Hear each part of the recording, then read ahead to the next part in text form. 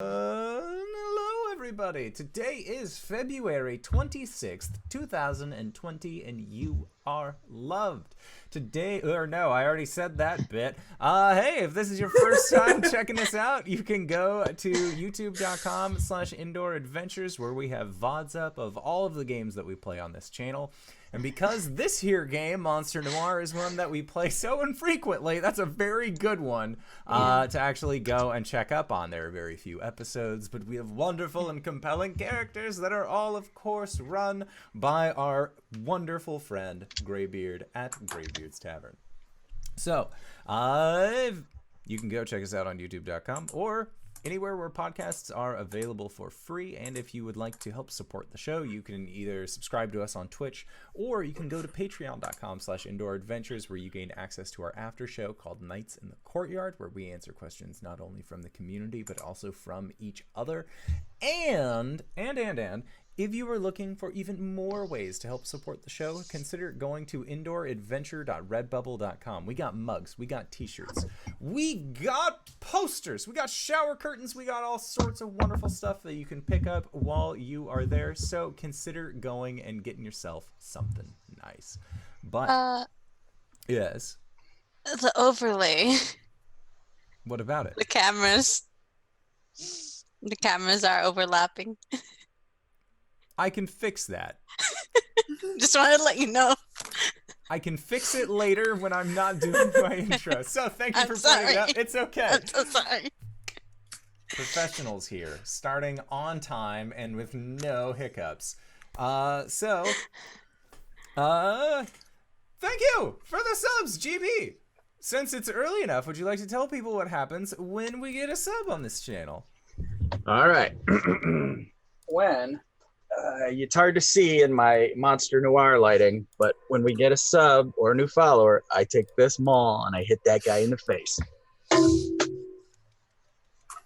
That's the most satisfying sound in the entire history of the world. So thank you to Daniel Quasar for gifting subs, as well as being a subscriber yourself. It's really appreciated. So with that is it for my opening spiel. You all now know what happens when you do a heckin' sub on this channel. Hey, Satan, who are you playing tonight? Hi. I didn't expect me to be first. I'm playing Lilith, vampire mobster. And yeah, that's me. So. All right, and next up, Danae. Who are you playing tonight? Hey everybody, I'm Danae Keener. I'm playing as Harker, the occult professor. And Jen, who are you playing? Hi, I'm Jen. I'm playing Beltane Hawthorne, Lilith's right-hand man, Faye mobster, and just a all-around anxious boy. I'm the Indoor Adventurer, and I'm going to be playing as Kane, the Lich Thief, who's running out of time. It's fine. I'm sure it's fine. It's no problem. And hey everybody, I'm RJ here on the channel, but tonight I'll be playing Riley Fitzgerald, the fledgling sorcerer.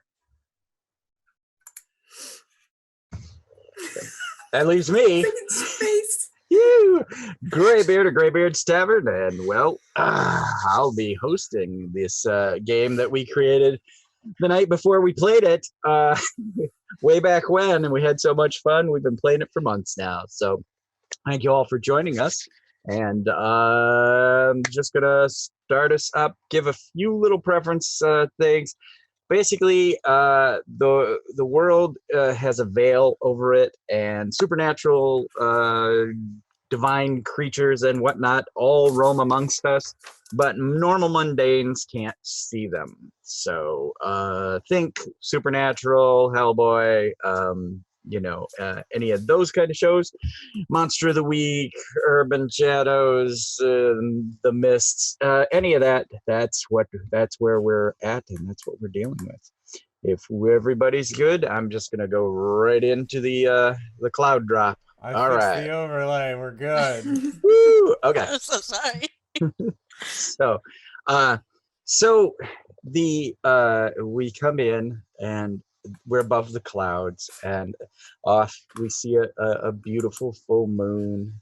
Um, you know, maybe somewhere in the background, Elisa Beoff or some other French singer of the time is crooning on a Victrola, and we come down, we float through the clouds, and we move across the port city of Ravklov. Off to the right, we see the sparkles of the moon dappling the ocean. It's cold. It's still cold because it's February. Even here in the port city, which is kind of temperate, we still have a little snow. But as we move in, we come down towards the local university, and we get closer and faster, and we sweep in through the halls of academia to an office door, a frosted glass with the newly printed nameplate Professor Rue Harker upon it. And as we fade through the door, what do we see Harker doing? It's late, it's after classes, it's nighttime. You're probably just doing whatever Harker does after classes. She's grading, I think she's grading papers, actually. She's reading through essays that she assigned her students. Essentially asks them to write about, like, this is one of her early, like, she's lobbing a softball at him, you know, giving him something easy. It's like, write about your favorite myth and how you think it came to be. And so she's just kind of like reading through them, and she's like, how do they come up with this shit? And as you go, shit, we as the camera had come in across the desk at seeing Rue with her head down, and she kind of looks up, and it's not a fourth wall shot. She's just looking just past us as the camera, and she's like, where do they come up with this shit? And then the camera goes whoosh and tips down, and we see the paper she was reading, and the printing is upside down, and then we pan around slowly, we spin across, and it says Riley what? Fitzgerald. And it says Riley Fitzgerald. And Harker, what grade does Mr. Fitzgerald have on his shit paper?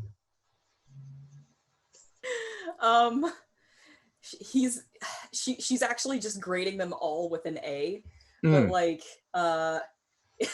you know, just because, you know, she's lobbing a softball at him. He gets an A for effort is what he gets. And what was the myth that Riley wrote about? Probably the bull at Minos, the Minotaur. Nice. And the labyrinth. Nice. All right. What do you mean this lady fucked a bull? was tricked into what? That's the Trojan horse, not the Trojan bull. No. Greek mythology is such bullshit. Yes. Hey, Justin, one little housekeeping thing. Can you change your name? Oh, sorry. For a poor old dyslexic. Appreciate it. The Greek is so weirdly horny. Yes. So yeah, so as we're looking at that, and it goes to, you know, we focus on the name and or the red pen of A/. When it slashes, we blur off. Where's Riley this evening? He's probably closing up shop at the New Moon Cafe. Now, does he works there, or is it like a family thing? He's like a busboy there. So Okay. Not family owned. What do we see when we see Riley? Because this is the first time we've seen him.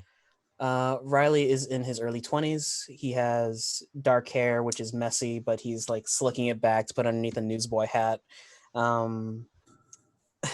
Does he wear it backwards?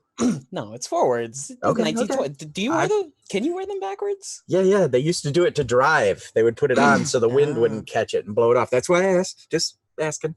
Yeah, Okay. the more you know. Hmm.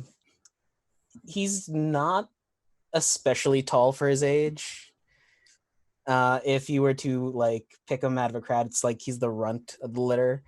But it's the sort of white button-up shirt, suspenders, some khaki trousers, and a pair of loafers. He has like his coat slung over an arm. A lot of his features are unremarkable, except for like his gray eyes, which are like not really. If you look at the genetic structure of his family, they're not common. All right. Let's jump real quick back to Professor Harker. What is has Rue changed her look since she's now a professional? Only a little bit. I was gonna say, go ahead and hit us with it for people who, are just tuning in. She used to wear like suspenders, like a traditionally more masculine wear, except for the curly helmet hair that's blonde and the always pristine red lipstick.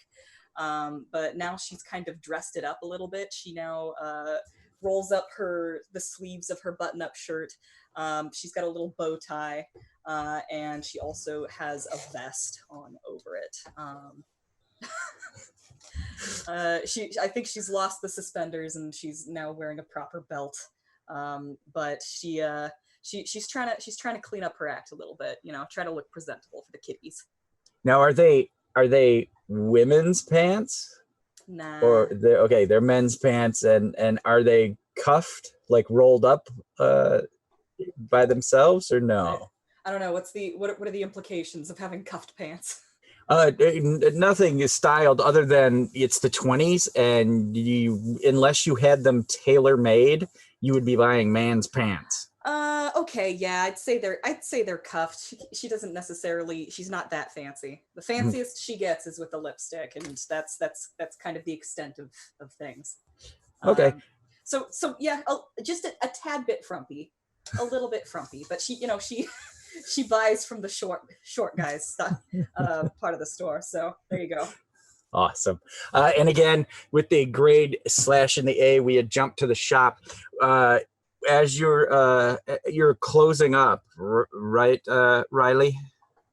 Yeah. You said? Okay. As we got that description of Riley, he turns his back to us, and as he closes the door, it snaps at us, and we just see door for a second, and then we see Kane. Where's Kane? What's he doing?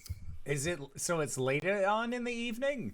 Yeah, it's probably it's probably a whopping 9:30, 10 o'clock, because the restaurant had to close. Okay.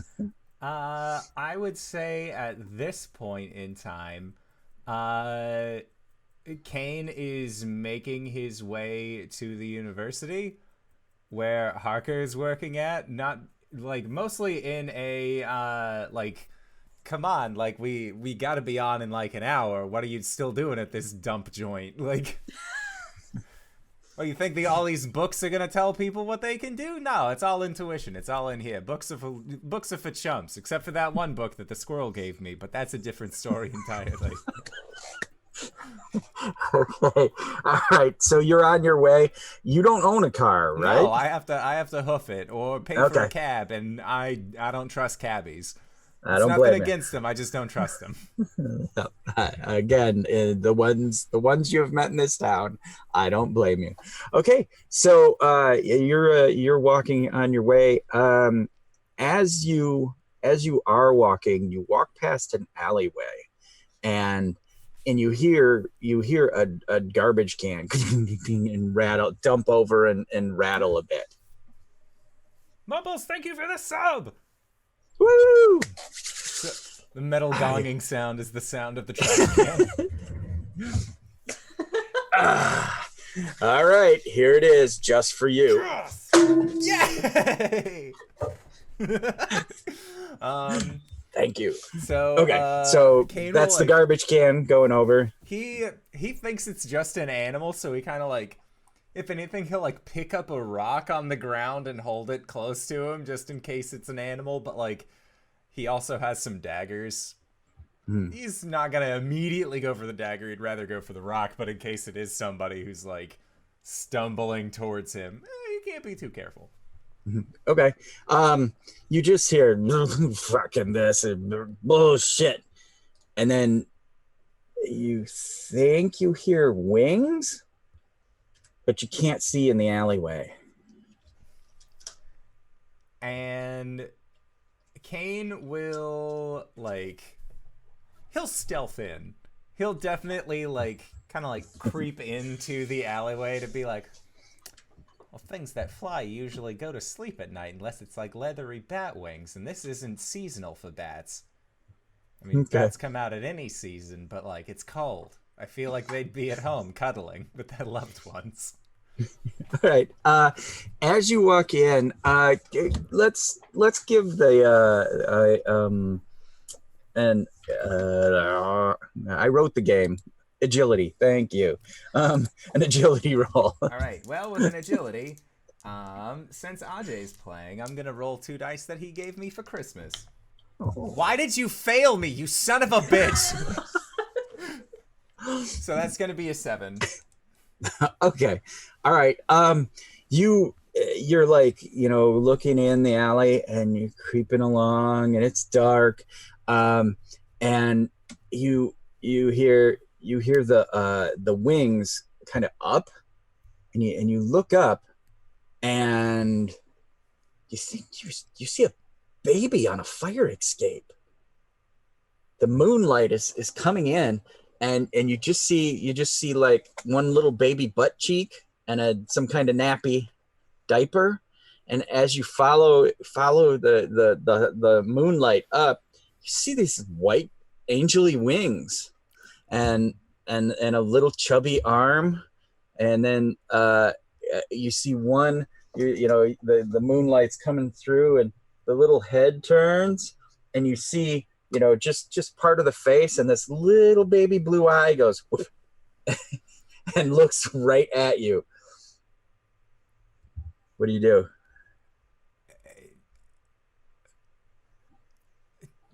I think he would just be like, "Are you okay, baby?" Like, he doesn't. All right. Are you okay, baby? You hear, "No, I'm not." Are you lost? Do you need help finding your mother? And this looks like a baby. Look, like Kane has there's seen some no. weird shit. I'm just telling you though. Baby is like the least of his worries. I'm just telling you that this is a baby, and it says, "No, I just lost my heart. Is all." Well, you don't care. You don't care anyway. Yeah, good luck with that, asshole. And he just like struts away. Like, and you see a gin bottle tip over on the fire escape, the trellis. Does it have any gin in it? Yeah, there's gin. Oh, I would totally snatch that and go on my way with this new bottle of gin that I just procured. All right.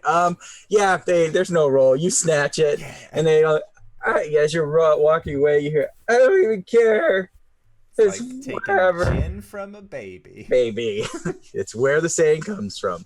And yeah, it's, "I don't even care. You get to whatever." And then you walk off. As you step out of the alleyway, taking a swig, the bottle tips up, and then as it comes back down, we're in Beltane's. Well, wherever Beltane is. What do we see? Beltane's kind of reading a paper as like 5 people are stacking a cord of wood. So 4 by 8 foot cord of wood in front of Harker and Kane's house. And he's like, "After this, I'll get us coffee. Just go to the club, I suppose. Everything's off the truck then?" Yeah, boss. It's all good. And as the camera pans, when you ask that question, we swing around, and as if we're in Beltane's vision, and we see these two husky orcs, in suits, like nice suits, but then they've got like wool overcoats on and like dirty gloves that are all full of wood chips and whatnot, and they get some sawdust off themselves, and they're like, we're good to go. You riding back with us, or you got your own? You go on ahead. I go take a break. I'm just gonna. He points to a tree behind him. Don't worry about it. All right. And the two of them get in the truck and rattle off in this big old truck. And as the truck begins to rattle off, we watch the little license plate and the lights fade into the distance. And as the light gets smaller and smaller in the distance, we see a single candle burning, and the lights from the rear of the thing turn into like a candle, the lights on a candelabra. And as it pulls out, where's Lilith? What's she doing? Lilith is actually at her club.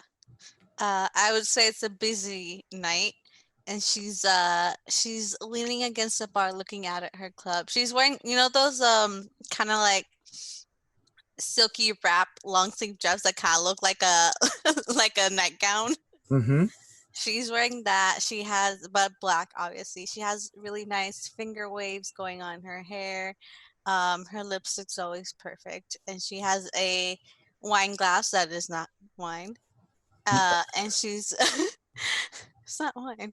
And she's just looking out at the crowd curiously, while like one hand's holding the wine glass and the other one is like filling with like a string of pearls that she has around her neck. Now, for this wine glass, is it a chalice? Like we can't see in it, or is it a clear wine glass and there's actually, like literally blood? It's a clear wine glass. Okay. All right.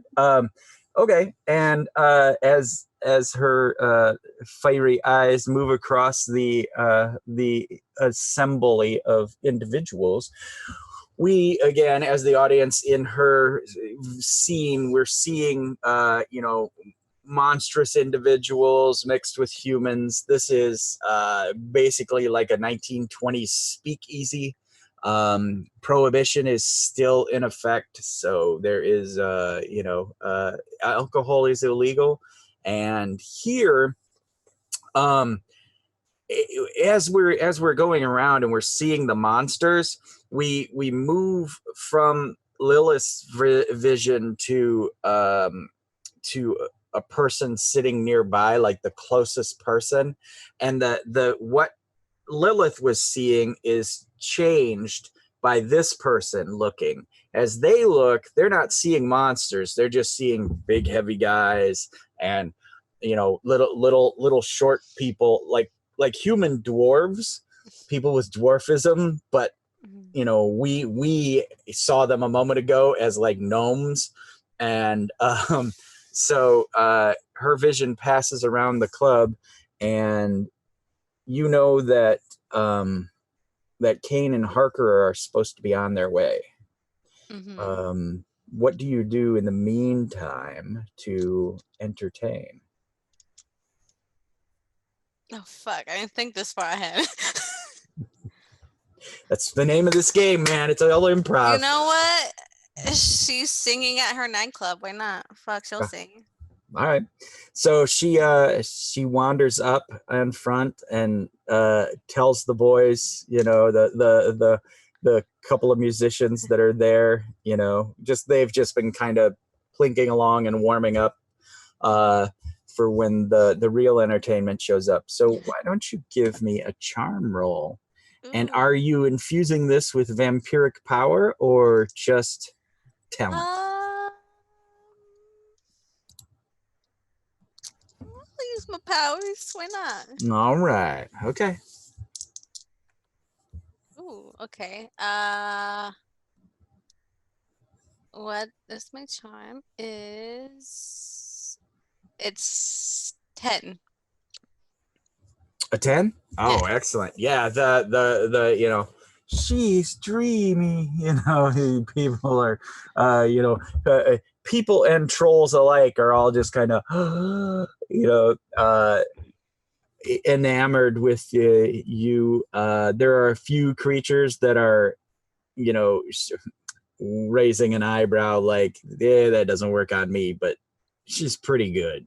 And, and she does own the club. So they're being respectful, but not affected. I would say she's still a pretty good singer. Is it like a smooth sexy kind of song, or is it some jazz number or a love song, or what are you singing? I would say smooth, sexy kind of jazz song is her go-to. All right, kind of a breathy kind of Yeah. thing. All right, Yeah, sweet. yeah, So as you're singing, we pull out as the light is beamed down across the you and your shimmering slip of a dress, and the light is focused on you, and we drift around and we leave. Where's Riley headed? What time of night is it? Probably 9:30, 10 o'clock. Too late for office hours. I don't know. Maybe he'll just take a walk around town. As you are walking along, how does your precog visions usually strike you? The ones you're not trying to have. It's like he'd be walking down the street and then something would happen, and then he blinks and he's like basically 30 feet back from where he had that thing happen, and he's like, deja vu, as he's walking down the street. So it is a temporal distortion that his precog is. It's not like boom, hit with a vision and you see what's happening, somewhere else. It's not clairvoyance, it's precognition. It's only towards himself at the moment. Okay. All right. So you're walking along, and as you're kind of like, I don't want to go home. This is kind of it's too early to go home, or what were you gonna say? Oh, because like his dad works security at the campus, so there's no one home right now, so he's just probably gonna walk around for a bit. Okay. So you're walking along, and you suddenly you step in front of this alleyway, and you're hit with an arrow, and then you're back in your own body, like 30 feet from where that alleyway is. Goosebumps, total goosebumps. What do you do? I imagine like he had continued walking. He's right at the alleyway edge, so he like drops prone. Okay. All right. Is there an arrow that flies over his head or no? No, unless you baited it, unless you tried to step out into the way and then drop prone. Okay, so he's like prone. He like raises up his cap and like looks up towards the alley. Okay, like, so you did lump out into the alleyway? No, he dropped prone like where he was standing. Like, okay. All right. And then you're looking into the alleyway now? Yeah. All right. You I guess so the arrow actually didn't fly because he had no target. So I guess if he didn't see anything, he learned this trick from his grandpa. Mm-hmm. Is there like a long pole nearby, like near the trash? There's a broom just sitting there. He's gonna like take the broom, stick his newsboy cap at the handle bit, and then slowly like raise it outwards. Okay. Go ahead and I guess give me a moxie roll. I got Maxima. It's not quite an 11, but 6, 4, 10, 13. Nice. All right. Well, with a 13, you stick the hat decoy out and stoing, this little arrow like basically sticks into the broom handle like a nearly impossible shot, and the cap, the newsy cap, spins around the end of the pole. What do you do? He's going to quickly pull the broom back, put his hat on, and just like, nope, I don't get paid enough for this. Turns on his heel and starts walking the other way. All right, and as the broom ducks back in, you hear, "Ah, fuck,"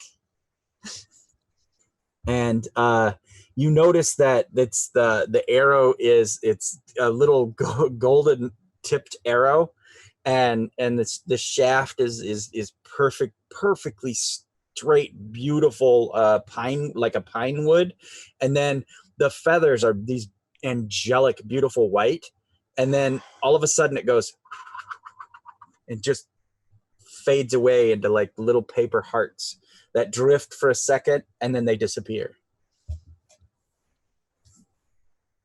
Okay.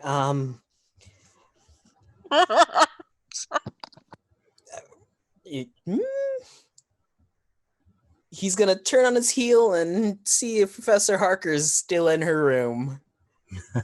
Okay. All right.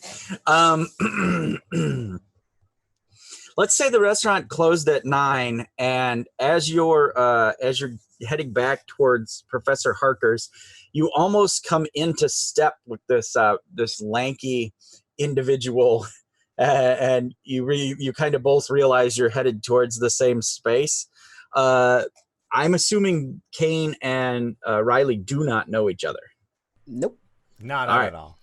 Okay, so you guys are kind of like falling into step, and Kane doesn't look like a student in any way, shape, or form, and he looks older, right? Yeah, Kane is he's like early to mid 30s at this point. Like has a younger face, but it is more that he is so full of he's so full of vigor that like it just translates to being a younger personality. Okay. All right, so the two of you are like kind of walking in tandem. Do you say anything to each other? It's okay if you don't. I think Kane, like he had been taking swigs out of the gin that he stole. Acquired. He didn't steal it. He found it. It fell into his hands. Luck. Sheer luck. And now that there is somebody else walking side by side him, he just sort of like, he'll try and like stealth swig some liquor. Okay. If he can, like, find something interesting on the inside of his jacket for a hot minute to just like take a quick sippy. All right. Riley, you're walking next to this vagabond jazz musician who's like, tipping something inside his coat. Do you just fall back or like try to walk faster to like? He probably looks over to Kane and just like spots the sort of glint of the bottle in the light. And just, hey, listen, man, I'm not a narc, so do you? Starts walking faster. Wait, hold on. You want some? Would you I'm believe good, me if I thanks. stole it from a baby? I mean, most medicine these days is booze and opium, so... That's what I've been saying for years, but nobody listens to me. You seem like a smart kid. What's your name? Fitz. Fitz. Got it.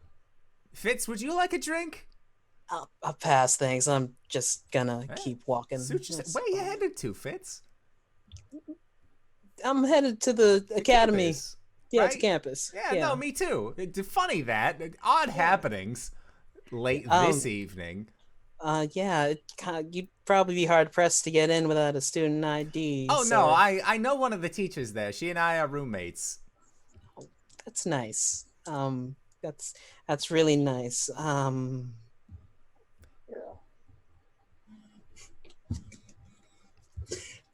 as the two of you turn, then we pull back and we see the big full moon up over the campus building, just shining down, and like to off to one side, we see this little floating silhouette drifting on wings.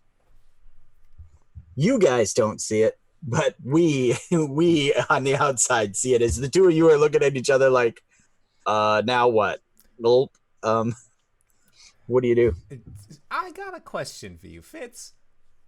Yes, sir. Do you play jazz? You any good at it? You know how to read music? What are you, more like a woodwind guy? Strings? I'm Standing good. bass? I like to listen. What? And you don't want to play? I mean, I got no time. I have school and work and... That all sounds like a bunch of hullabaloo. If you're asking me, what you should do is give up on that job. It's probably a dead-end one anyways. You should come play jazz. I've been looking for somebody who can do the stand-up bass. It's been difficult. I will admit I'm more of an accordion man myself. I don't think accordions and jazz go together. You are the worst person I have ever met in this place. Accordions and jazz don't go together. Some sea shanty singer you turn out to be. How dare you, sir? Shanties and jazz are two totally different genres. How dare you? Jazz has no genre. It transcends. It is a culmination Jazz in itself of is all a genre. You standing before me right now, you are the jazz between your parents. And Harker, as you open the door and leaving, wondering where the hell Kane's been, whilst he was stealing gin and arguing with babies, you were gonna step out. You were gonna step out on the front steps and have a quick cigarette, whilst you waited. And so you step out, and these two are you step out just in time to hear, "You, sir, are the worst person I've ever met." There is a sound of a match striking, and it's loud across the courtyard. And the two of them look over to see Harker just lighting a cigarette with her match, and she just kind of takes a puff, looks at the two of them, and she says, "All right, so Kane, you are harassing my students, and Fitz, what the hell? What are you doing out here in the dark? You should be at home." You know this guy? Harassing is a very strong word. What I was doing was attempting to communicate and share in a communal beverage. Aggressively. I do want to say that the scene there was Harker leaning up against one of the pseudo Greek pillars on the front of the university. Oh, yeah. And when she struck the match, the kind of muted gray black that we've been seeing lights her face as she goes to light the cigarette, and the red of her lips just pops out at us as the only color, the only color in the scene. Nice. And then we go back, and harassing is a very strong word. I was simply attempting to form a communal bond with another jazz lover, but it turns out this one doesn't love jazz. He was trying to do so aggressively, ma'am. I'm ashamed of both of you, honestly. All right, listen. I came here to try and find you. I got shot at. What the fuck are you coming to me for? You should be going to the police. Well, I don't think they'd believe me because the arrow kind of just disappeared. What? Yeah, I was. You've been hitting that bottle? No, I have not been hitting that. But I was walking down. And he wouldn't do it. Just came. Corner of 3rd and Church. There's an alley and. Oh wait, no! Holy shit! Hold up! Hold on! An arrow. Yeah, it was a gold tip, elegant, fancy shit. Wait, no. Okay, first off, alleyway. Second off, gold. 2. Okay, what we got to do here. So, I went into that alleyway. There was a baby. The baby was drinking. I took this liquor from the baby. Why was it shooting at you? It didn't shoot at me. It let me walk away with this booze. It was saying something about people don't understand man, and it seemed like a lot of, I don't know, some of that beatnik speak. But Are you sure you haven't been hitting the ball too hard? I have been hitting it plenty fine, thank you. I'm sorry, let me rephrase that. Are you sure you weren't hit with a bottle? Kind of like pats the back of his head to check for a goose egg. No, I'd remember if I was. I think. Unless it was a really hot hit, but that's besides the point. At any rate, yeah, weird shit. Riley, at that point, as that weird shit comes out of your mouth, you realize that you say shit, and then all of a sudden your precog tells you that you're about to be shot again. The only options you foresee in this quick vision is you got to step behind Kane, or you got to step behind Harker, or take the hit. Is Harker gonna get hit if I get hit? If I dodge out of the way? Probs. Gonna take it. All right. I'm surprised you didn't step behind me. Me too.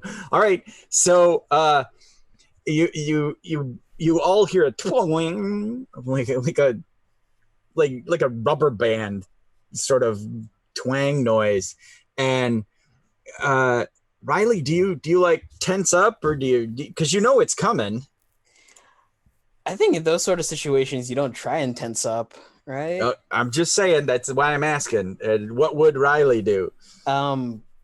If the force is enough, he's probably gonna try and not conk his head on the concrete.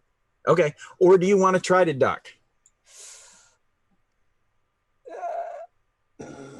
Sure, I'll try and duck. Give me agility. Agility. One of my powers is that I added in is deja vu. I add my moxie roll to avoid danger once per scene. Sounds awesome.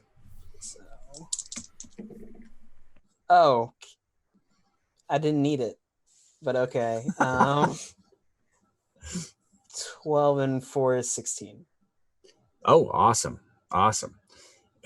So hold on. 12 and 4. How do you have +4?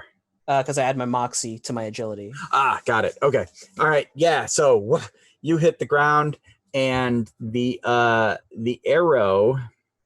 Yeah, you did too well. The arrow wings past and tink, clatters off the sidewalk. And Kane, you hear the unmistakable sound of gold, ting, ting, ting, bouncing down the sidewalk. Oh, no, I got this one. It's okay. Just immediately, like, cat and a laser pointer is Kane with gold. Now, with her sight veiled, Mm-hmm. what did Harker just see? Actually, she saw an arrow fly past him. Or was it an arrow? Yeah, on second thought, maybe it was a gunshot. Maybe someone just shot it, Riley, or you. She's gonna drop her cigarette and sprint down the stairs and tackle Riley to the ground. Okay. Riley, do you allow yourself to be tackled? I imagine he's getting up and disoriented, so yes. Okay, all right. So you're getting up out of the snow, like, okay, that was good. I saw that coming totally. And Rue takes you down into the snow again, and you lump into the snow. A little bit of snow flies up. Kane. Yeah, no, don't give me an agility roll. I'm gonna say you're pretty fast, right? You've got like a +2 or 3. I got a 3 in agility. Yeah, That's so my stat.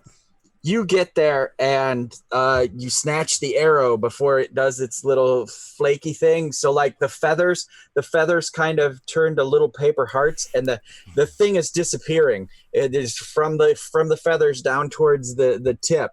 What do you do? I grab the tip. Okay. And are you going to try to absorb it? Oh, you bet your bottom dollar he will. All right.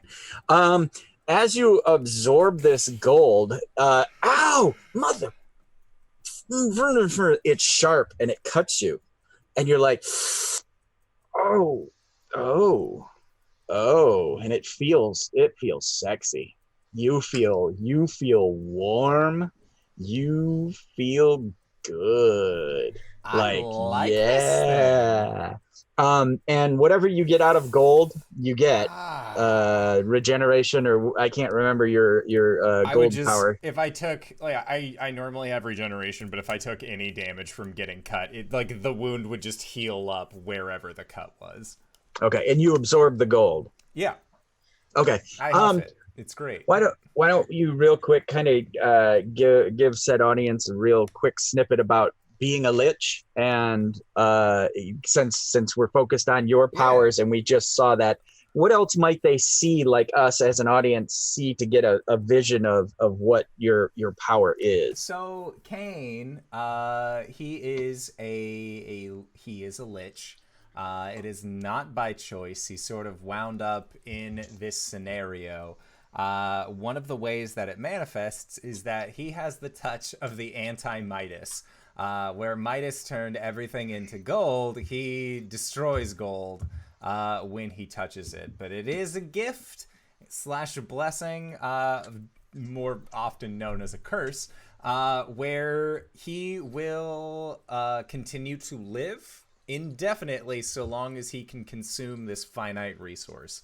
So whenever he absorbs gold, specifically gold, it looks like it turns to sand that just dissipates like from his hand by some unseen wind, or it just like he just drops it, because the real thing is that he has a hourglass, and the hourglass, when he gets injured, speeds and we downward. swing to wherever that's hidden. It would just be like, in modern times, it looks like a winding stopwatch, but that is just a glamour, so it would be like black background. It would show the outline of this hourglass. He gets hurt, hourglass depletes like a health bar, and then his consumption of gold ends up popping it back up, depending on the amount, quality, that sort of thing.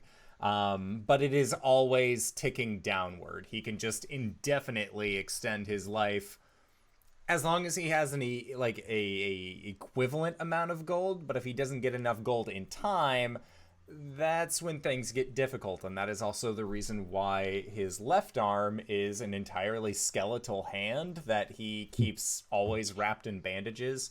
But I imagine, like, there's the cut on his hand.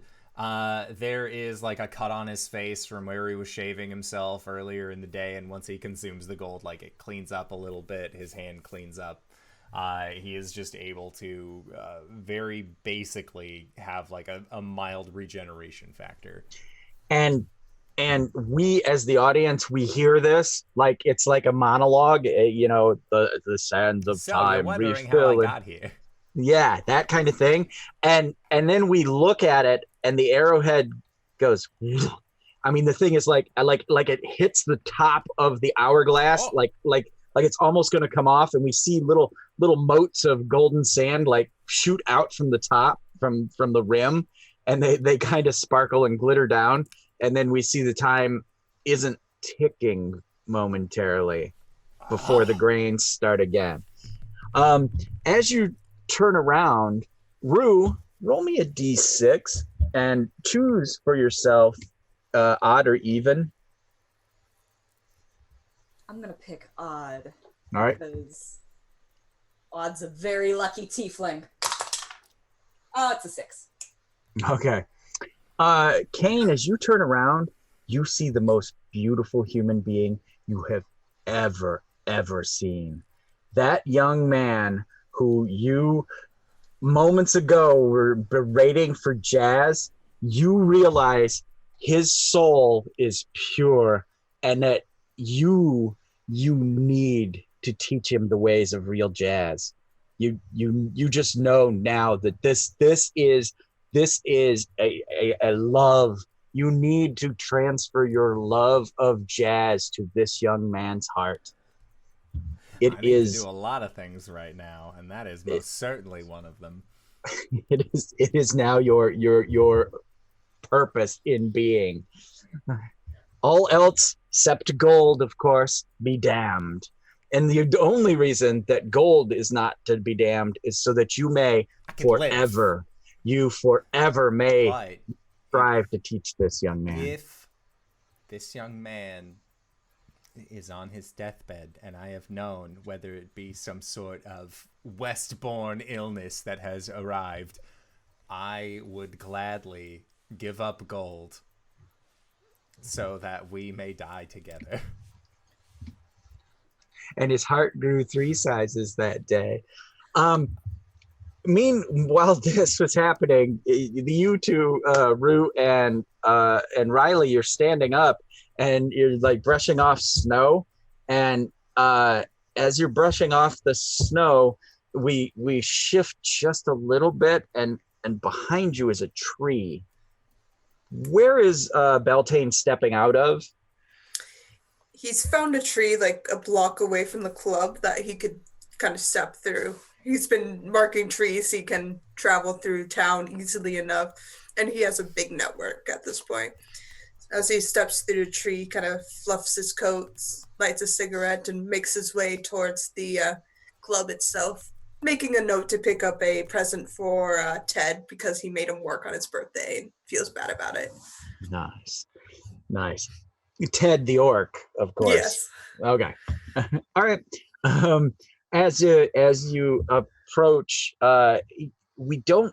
It's just silence. We just hear silence, and the snow fluttering is all we see, and the harsh street lights. And as you step into the darkness of the alleyway, that's when we can hear music coming from the speakeasy.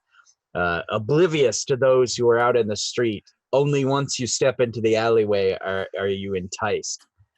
You enter the speakeasy. The troll at the door lets you in. Oh, Mr. Hawthorne. Pat his arm. Hey, having a good night tonight? Yeah, it's that kind of night for lovers and all that. Someone even gave me chocolates, he says, with a big broken tusk and warts and grayish skin. And he shuts the door. You deserve it. Oh, Head thanks. down the stairs. All right. You walk into the club, and the beautiful Lilith is singing the last note, and walking away from the microphone, gliding across the stage with the shimmers of her dress brushing lightly on the ground. And of course she notices you because you're her boy. And what do? Take off my hat and hang up my coat and hat, scarf, gloves, everything. Go behind the bar, start working. Make sure she has her supply as I clean glasses and stuff like that. Yeah, take out my notebook of performances, marking her down as one of the last acts.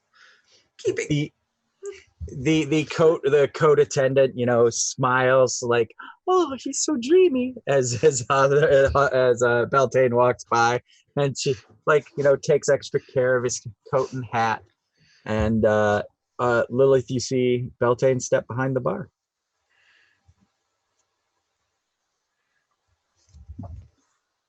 Muted. Mute. There we go. She'll probably walk over to him, just a smile on her face. Tonight's one of the few nights she gets to just not work. And so she goes up to the bar and kind of leans on it, takes out her cigarette with her cigarette holder and puts it forward for him to light it for her. He lights it with a flick of his finger and smiles. Almost spring. Almost spring. How are you tonight, my dear? Pretty good. There were a bunch of chocolates all over my car. I did not appreciate it, but I gave them away. Well, Eh, you drive all the people wild with your good looks, you know? I know I'm charming, but I don't need 120 boxes of chocolate. Ooh. Yeah. Certain pixies and fairies had been making offerings like all day basically. So Oh, yeah. don't be so grumpy on today of all days. You know, it's Valentine's Day, Day of Love, or whatever it is people celebrate today. I watched Saint Valentine get persecuted in the Colosseum in Rome. This is not a Yeah, lovely day. keep mentioning that story, really putting a damper on the day. He's the patron of bees, and I like bees. As we see the local apiary, all the bees are like, so cold, so cold, and we as the audience know that the bees are Beltane's like messengers, his personal informants. He quite often talks to the bees, so just a detail that I wanted to throw in the mix for the Gotta evening. inform the bees. You Lilith, you know that Rosie is out of town on business for the holiday, but she had left you a Valentine's present and quite the note. Oh. What was the present?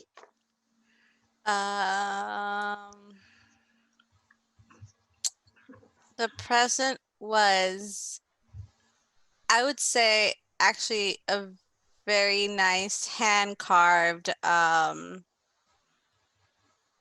like little plaque with like a design on it for her desk, made out of like really nice dark wood. Nice. Yeah. With no sharp pointy parts that could then stake said vampire, obviously. Yeah, no, it's all rounded. All right. Yeah. Okay. It has the day they met on it. Okay. All right. Now, and that's when you realize it's actually like the heartwood of the tree that she first carved your initials into. So has that extra special little bit of meaning to you, though in a Beltane sense they murdered this tree to give you this thing, so Nothing is out to know. six of one, half of another. Rosie doesn't think like a fey creature. They think more orcish and more destructive in their heart. So back to the campus as we leave Lilith taking a big long draw on her holdered cigarette and a little glint in her dark eyes of her lady love Rosie. We go back to campus, and we the music swells, and we see we see Kane at the end of the sidewalk, looking down at Riley. Kane rushes over to help Riley up. Hey, whoa, you don't want to be all wet from the snow, maybe you should stand up. Do you want some of this gin? I know you said no earlier, but honestly, like, it'll help warm your bones up just a little bit. Hey, no, thank you. What the hell was that? I'm not exactly sure, but you do seem cold. Do you want my coat? No, I'm fine, thank you. Professor, are you okay? Like, he's gonna help her stand. She's hoisting herself out of the snow. Where the hell is your dad? I don't know his schedule. He should be around here somewhere. You of all people are getting shot on campus. Where is your dad? What's he gonna do with a baton versus a gun that shoots arrows? I would jump in the way for you. Okay, Kate just says very like matter of fact, looking at you, I takes think another swig of the gin. Harker and Riley turn to him with like that deadpan expression, just like, "Are you okay?" Very heroic. I've never been more okay in my entire life. You're handsome. Harker slowly steps in front of Riley. Harker, just continues to like look around. Slowly reaches for the gin. Harker, so remind us how you gave up the sight. Harker, I think she's actually prominently wearing it around her neck now. She received an amulet from her very good friend Beltane that has fey magic that helps suppress the sight, and is even doing some legwork on her memories to try and like in an attempt to leave behind the life she knew before. She has started wearing this amulet. And I don't know, Kaz, what does that look like?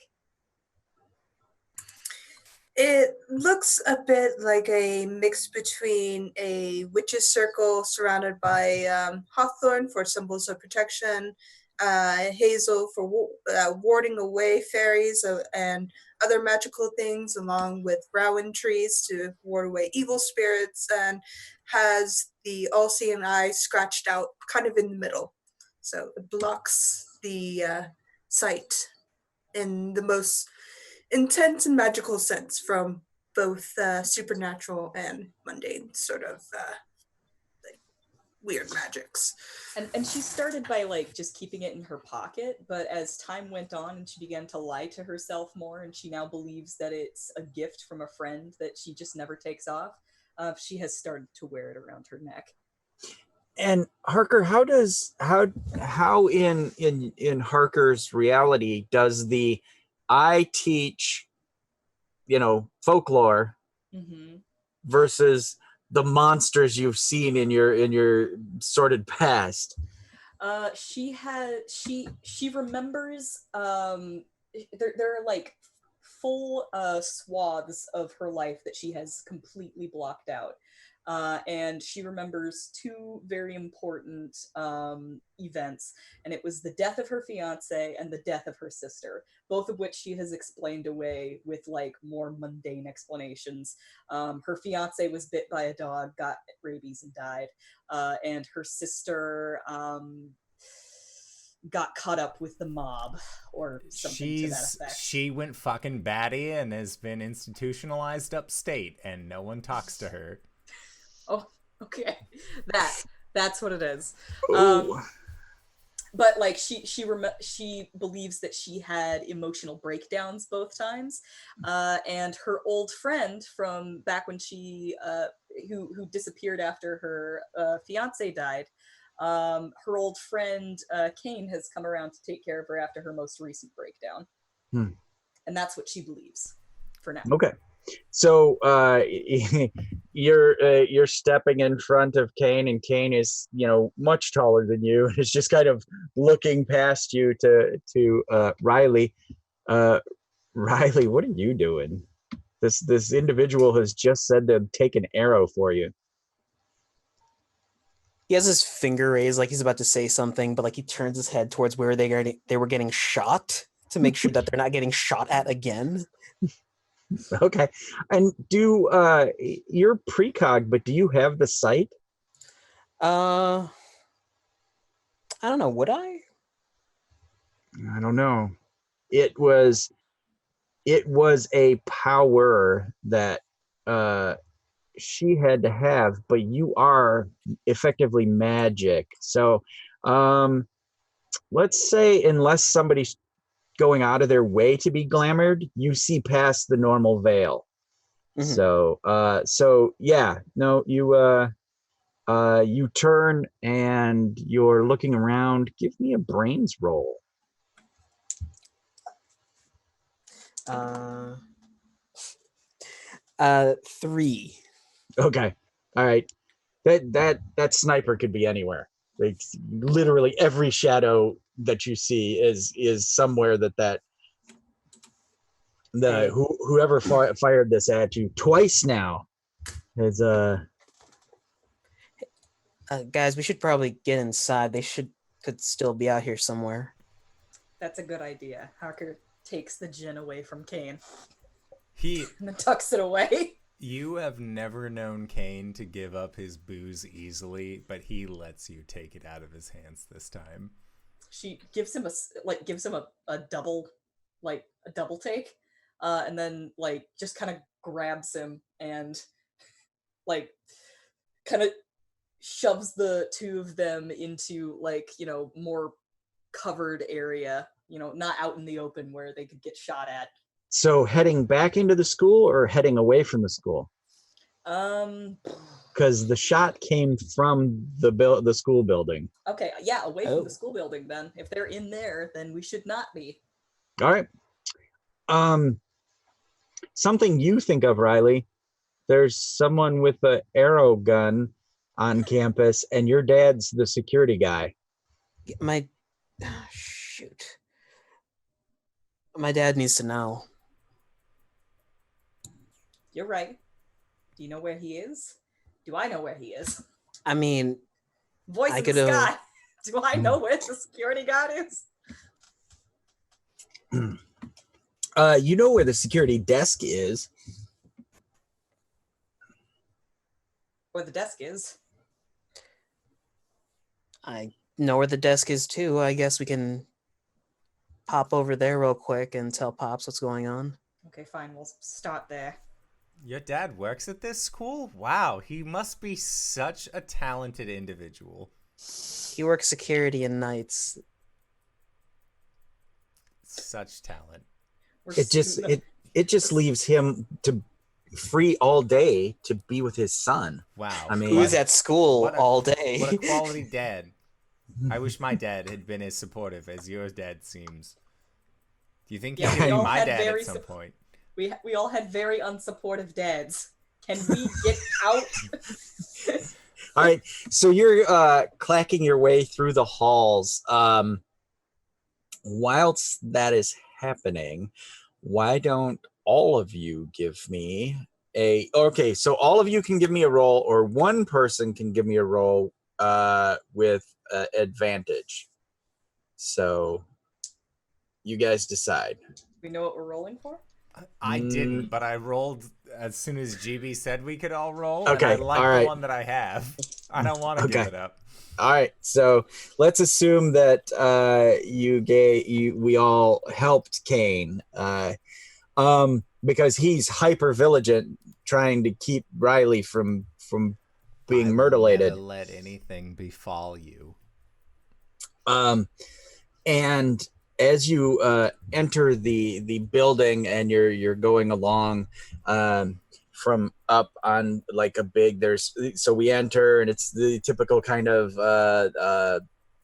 20s academia building, and there's like a grand stair and some pillars and whatnot, and up in one of the second story balconies, you swear you see that baby again, Kane.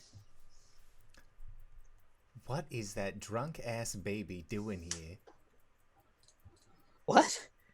The drunk baby, the one I acquired the gin from. Kane, you're a drunk baby. That is a matter of perspective. Riley,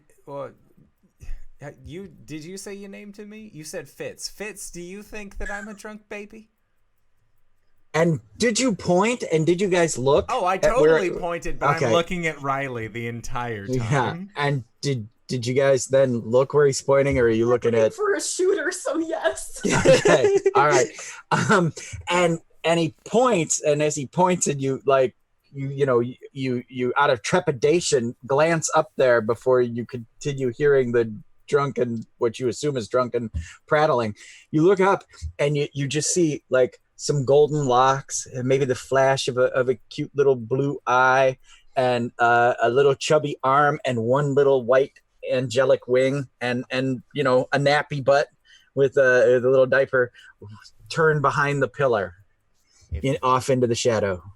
If that baby and I were friends, I could live forever.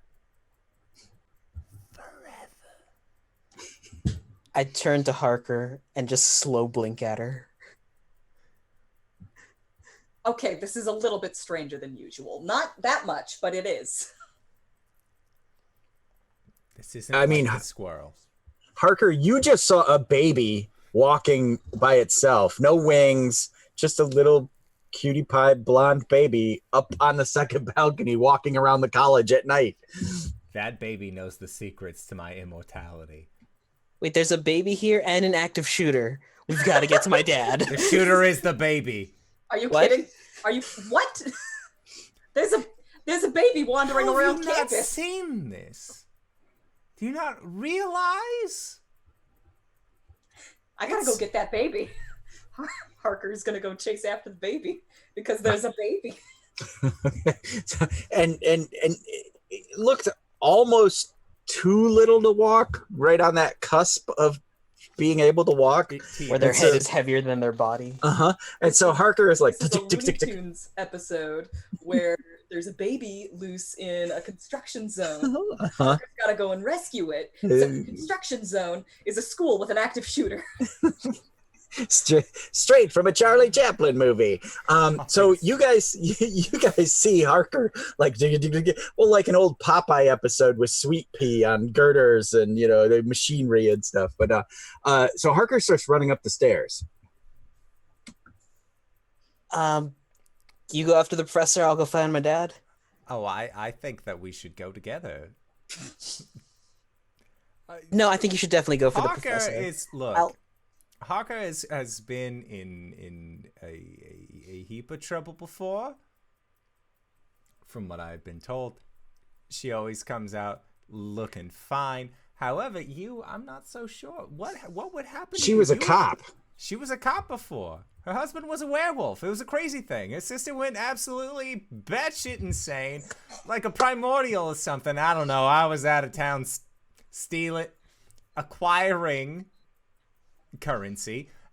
But you just seem like you are so young, so full of vigor. Something could happen to you, and I don't know what I would do. They're walking and talking, and Riley stops and turns and goes, she married a werewolf? Well, he wasn't a werewolf to begin with. He was also on the police force, but then the police force had a werewolf problem. At least that is what I have been told by the Fey man who runs the bar. All right, second point of contention. Werewolves are real? There are so many things about this world that I am going to teach you. And he just puts a hand on your shoulder. And Kane. It's my left hand. It is the skeletal hand. Oh, it's the skeleton. Yeah. And you swear you can feel like you haven't felt in years just by placing your hand on him. You're like, You bring I my mean, if- nerves back. feels like a real hand suddenly. You make my hands feel real. Okay, I'm gonna start. Riley just pushes the hand off, turns on his heels, and starts running down the hall.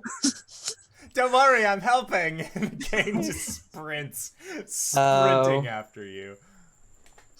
Oh, okay. Meanwhile, Harker, you've run up the stairs after the baby. Give me a brains roll. Oh boy, one of my better ones. It's not. Ooh, that's not bad. 9. Okay. Again, it's you just see that right side of the baby as it kind of scoots around a corner, and it's almost like that, like a Looney Tunes thing where it kind of is like hop sliding on one foot, and you hear the little flap flap flap flap flap, flap, the little slap of baby Pitter-patter. feet on tile. Here, baby. Come on out. You shouldn't be here. And we're seeing again, it's academia, and there's only some light shooting through here and there because most of the lights are off because it's after 9 o'clock, and so like some light from the bright shining moon will come through office doors and make these columns of light. So there's all these little triangles of darkness across the hall that said baby could be in. I swear, how do I get myself into these messes? And and the you hear a voice say, "It's because you don't have anybody to love. I'm sorry." And you hear it. It's a baby voice, but the words are not baby words. Yeah. How does Harker's brain change that through the veil? I see this two different ways. She either no longer believes this is a baby and believes that it's an adult man that is pretending to be a baby who is like baby sized, or the words of the words are distorted into like baby babble. I'm gonna leave it up to you. Oh, okay. All right. If you would like time to think about it, we could also take a break. Sure. So I would like to say thank you to everybody who has decided to stop on by and join us for this wonderful excursion in Kane's first true love. And we are going to try and be back in 5 to 10 minutes. So don't go no place unless it is to grab a food, grab a drink, grab a friend, or possibly go to indooradventure.redbubble.com. Pick yourself up something nice. But we will try and be back shortly. All right, everybody. Bye. And we're back. So, GB, the question of the hour. Was it baby speak or something else? It's obviously some midget running around on campus pretending to be Cupid. This motherfucker. Oh shit, what if he has the gun? Does Rue still carry a gun? No. It's before the concealed carry laws. You Exactly. can totally just have one. Well, technically she still has a private eye license though. So Yeah, but she was trying to get out of that lifestyle. all right. Is your gun here or at home? It's at home. All right. Okay. If she had a car, it would have been in the car, but she doesn't have a car, so it's not in the car. So maybe your baby Cupid is armed and dangerous. Well, shit. She's gonna try and like as soon as she hears that, she like her brain goes like a mile a minute. She like thinks to herself, "It's not a baby. He probably has a gun, and I'm out here with no protection."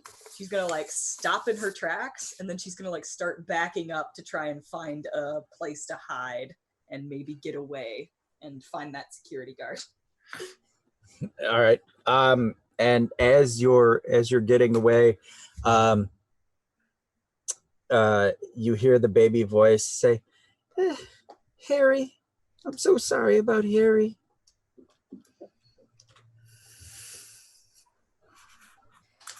That changes a few things. She like stops in her tracks, and she just kind of looks around, and she's gonna stop trying to get away from him, and she's gonna start trying to sneak up on him. Okay. Give me an agility.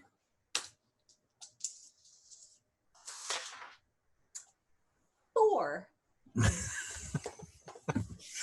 All right. You're like, does Rue have women's shoes on? Nah, she's got nice like brown dress shoes. Okay. All right. So you're hearing the clack, clack, clack on the tiles, and you're thinking, "There's no way I'm sneaking up on this on this midget, clowning around midget." And as you are, getting closer, it says, "He really did love you, and sorry he was, that whole thing had to happen the way it did. I mean, you really loved him too." And you are right there. You know where the baby is. He's the moonlight, like I said, is coming in through one of the frosted glass of the office doors, and he's right there by the door. All right. Do I see whether or not he's holding a gun? In the silhouette, no, but there's definitely something on his back. All right. At this point, I don't care. Let him hear me coming. I'm gonna tackle him. All right. So give me a brawn.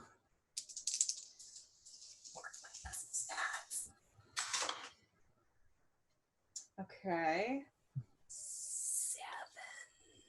Okay. You snatch the baby midget man up, and you lift them up, and you're like they're like kind of sideways to you.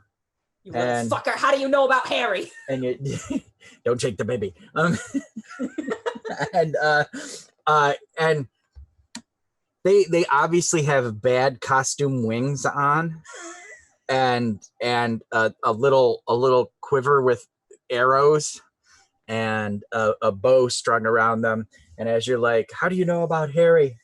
And so we're seeing the gold locks and the one little blue eye, and then the face turns, and this side is hideously burned, just horribly scorched. And when it turns to you, it says, "'Cause I know about all love. All I know love." Give me a moxie roll. Okay. 12. All right. Do you want to continue to hold the baby man in the cupid? What did the moxie roll do for me? Allows you to not freak out. Allows you to give the opportunity to maintain your will. Yeah, no, she's gonna maintain her. She's made of sterner stuff than this. Right. She's gonna actually like push him up against a wall. Okay. And say, "You sick freak! What are you doing here? Where's the gun? Where's the gun? Where's the gun?"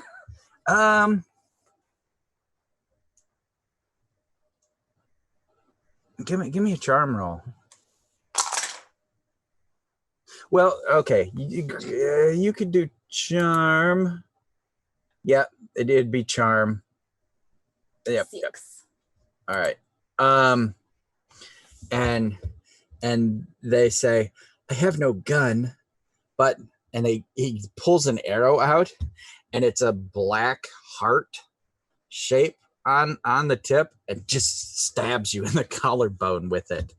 And you let go, and the baby doesn't fall.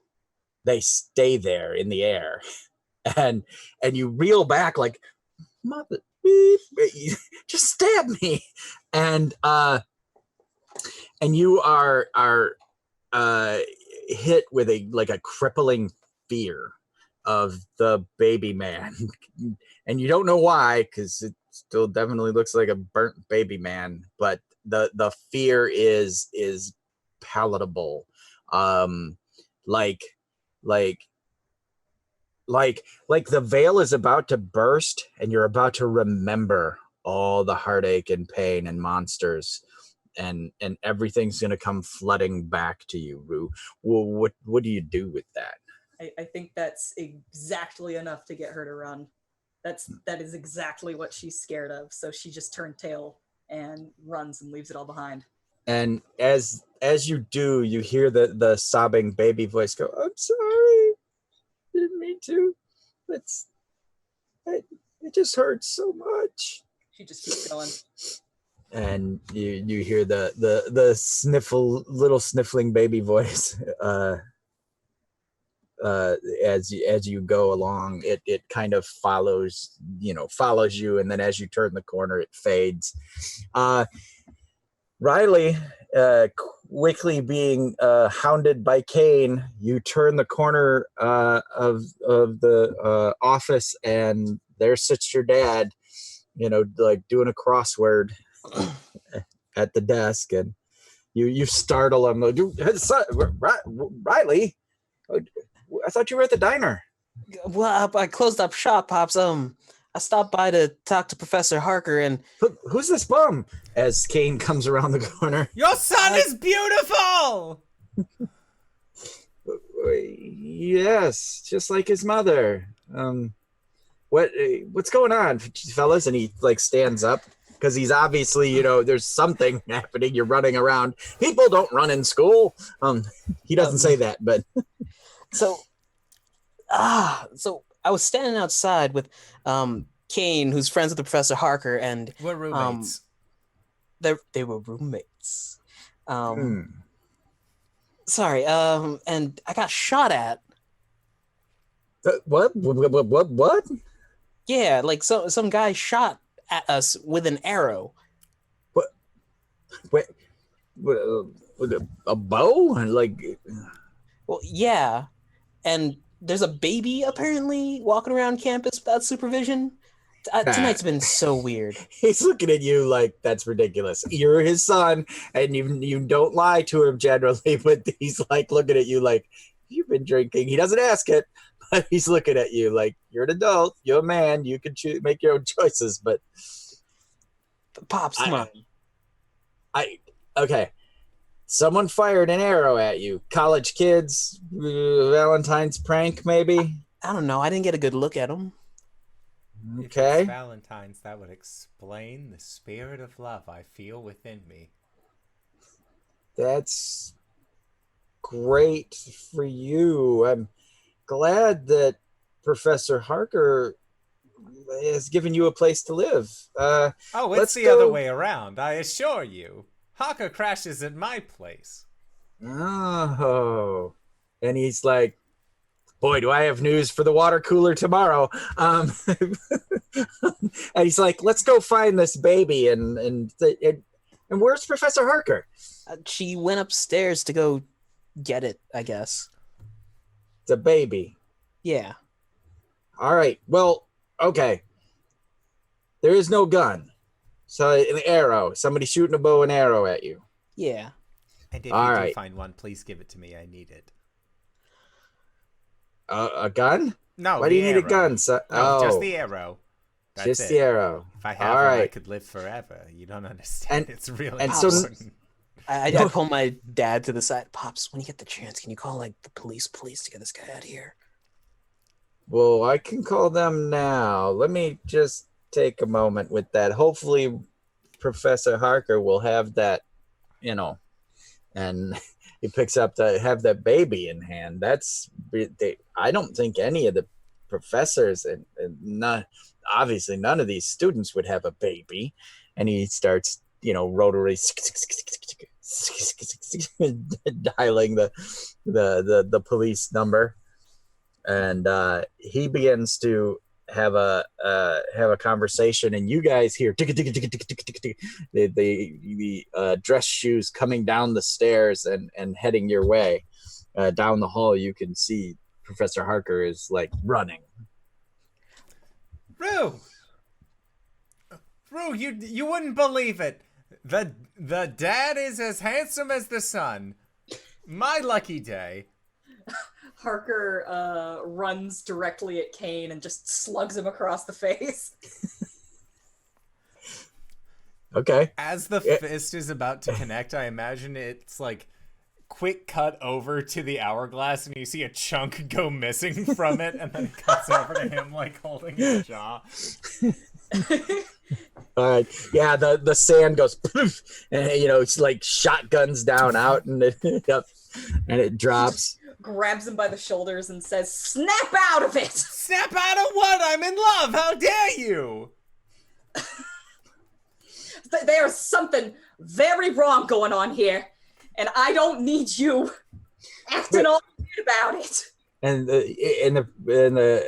Riley's dad's like, hold on one sec, and he puts his hand over the phone because that's what you do, right? To be polite. So he covers up the police that he's talking to, and he's like, "What's going on, Professor Harker?" There's some weirdo out there with a burned face who's acting like a baby.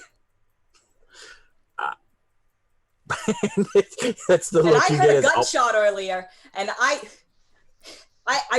don't think he's got a gun, but he stabbed me. Did that gin baby follow me? And the dad is just like blink, blink. You saw him before, Kate, right? You saw him. I mean, yeah, I acquired his gin. I think maybe you've all had a little too much. I'll call you back. Yeah. Sorry. Click. Maybe. Where's this gin you've been drinking? I will never tell you, Copper. I'm actually not a police officer. Rue took it from me. And alas. Listen, Fitz Senior, I've been clean, okay? I don't do this shit anymore. I don't do that shit anymore.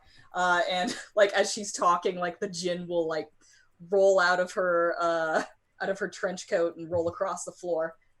If no one stops him, Kane will surely grab it. All right, yeah, and as you go to grab it, a mid-priced shoe steps on the bottle. Like, okay, all right, we can't have this on campus. Are you gonna pull it out from underneath Fitz Senior's foot? Out Or let of it my ride? future father-in-law? No, I would never do a thing like that. All right, and he's like, he bends down, and how old's your dad, Riley? 30s, 40s. Okay. We All right. could be close in age. This might not be weird at all. Or it could be very weird.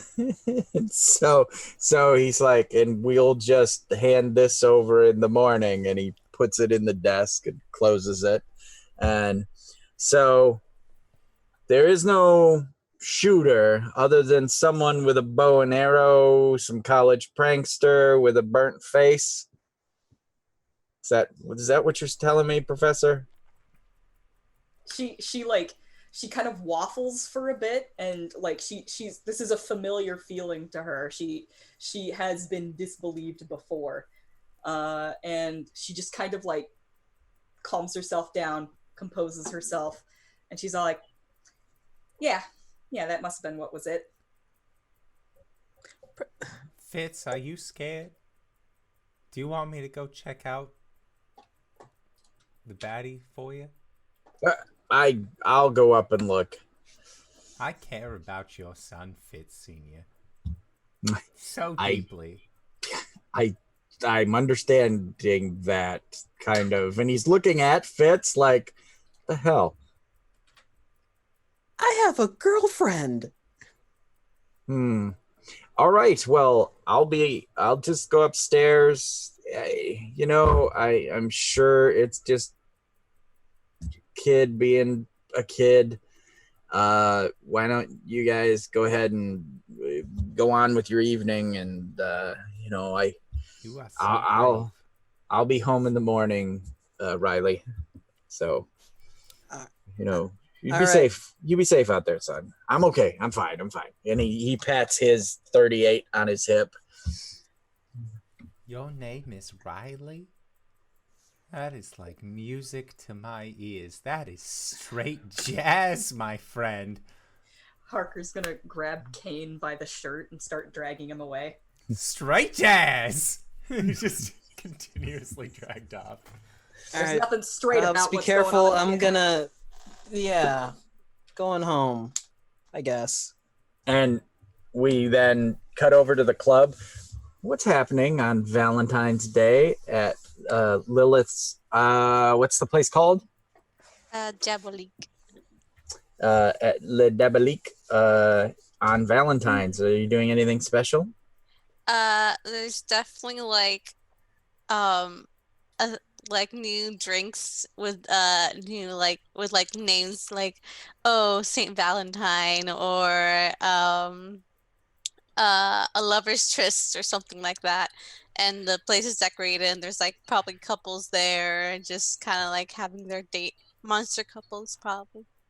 And the little paper hearts and little cupidy things and whatnot. Well, it's fancy. It's like fancy decorations. Okay. Nice So like lace and whatnot. Yeah. Okay. Lace and feathers. Okay. And you realize that Kane and Harker are late. What are those two doing? I don't know, but their dock's being paid by the hour, so That's $20 off their docket.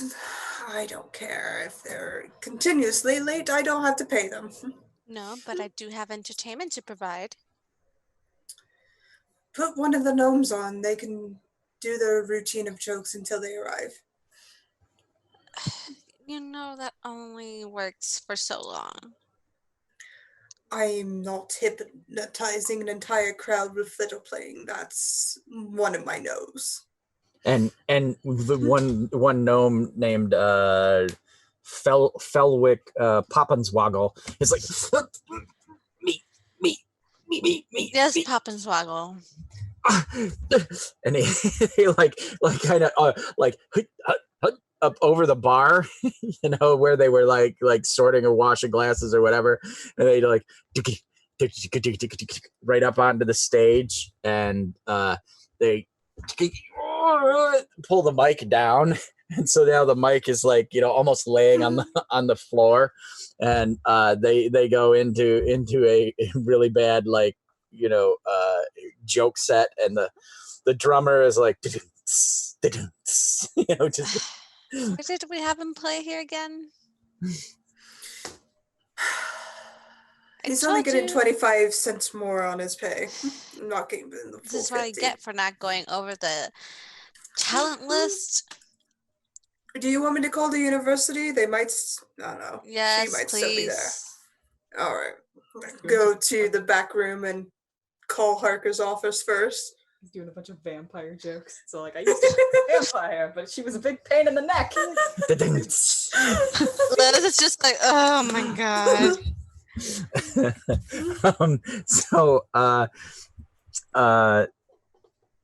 We see Harker's desk phone ring, ding, ding, ringing in the background, but you guys were leaving, right? Yeah. Okay. We see you guys crossing town. Beltane, you get no answer. The gnome is there, and there are you know, some of the couples are laughing, and a lot of people are just kind of at this point ignoring the gnome whatsoever. And let's just unless you guys, Riley, Harker, and or Kane are going to talk anymore on the walk, would just say you get there. We'll kind of, you know, do the effects of the arrow dissipate at all during the extent of time after Kane has absorbed said gold, or is it just like, no, this is a permanent thing now? I'm gonna say let's go ahead and have you do a fortitude save, and only because you're dead. You're otherwise a poor mortal would be infatuated for some time. Okay, you start to shake the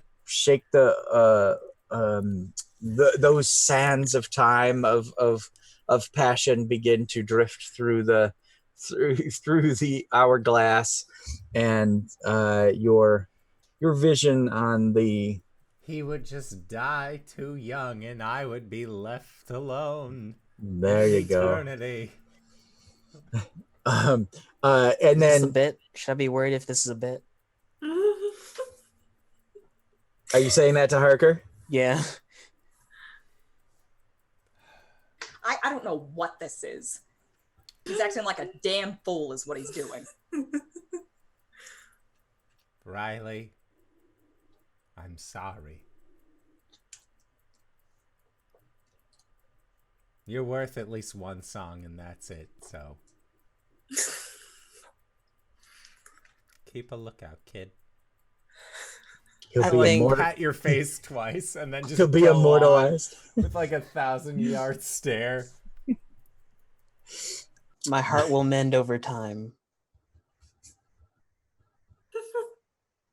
Antic son of a bitch. I'm sorry for all of that. Yeah. What the hell is going on? Riley, what's your girlfriend's name? Penny. Okay. Where's Penny? It's Valentine's Day, bud. I had the night shift. She was probably there at some point, but then like went home. All right. No. Okay. So Uh, as they kind of like enter into the bar, I'll just look up and say, "You're late. £25, $25 off your docket. Get on stage." When I hire talent, I expect it to be here on time. I didn't even want to do it tonight. Full moon. Had bad times. You said Yep. that you would pay me regardless of if I showed at the end of the month, so your $25 off means nothing to me. That's strictly for Rue. You didn't sign the contract, King. No, I did not. I just like performing. Let's go. all right. Who's your friend? Is he legal? Of age? Are God, they I playing hope as so. well? Nobody's legal nowadays. Nobody. Thank you, Harker. Harker quips back. If Riley's looking around, like the people who are glamored, are they like hardcore glamored or are they loosely glamored? Who? In this place, they aren't. They dropped their own Yeah. glamours, so the place is full of freaking monsters. Riley's just like, oh,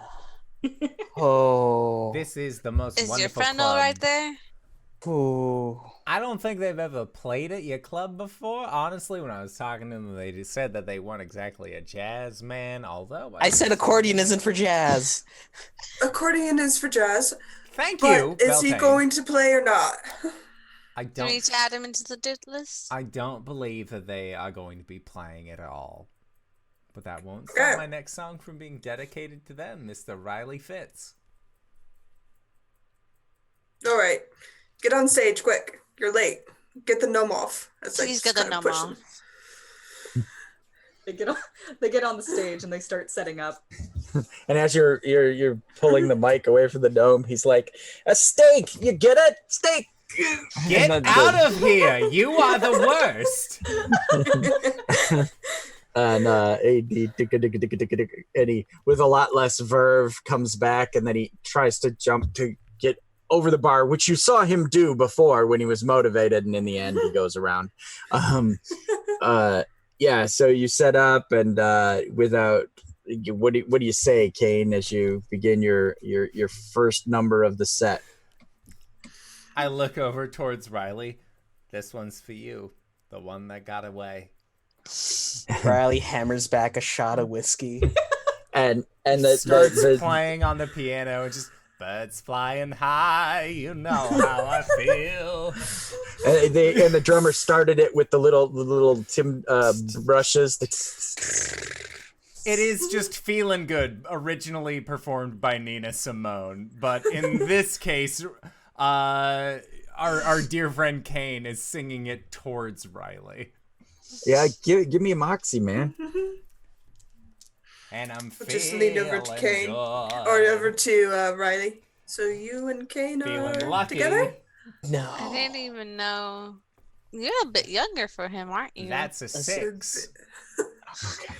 After luck has been applied. Oh, okay. All right.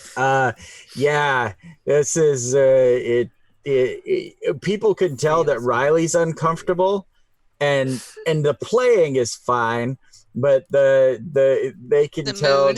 that the mood is not there. Basically, you're singing to Riley, and Riley's like hammering whiskey shots and then looking over their shoulder at you and then hammering another shot, and Halfway through, just making my way downtown, walking fast, faces passing, I'm homebound.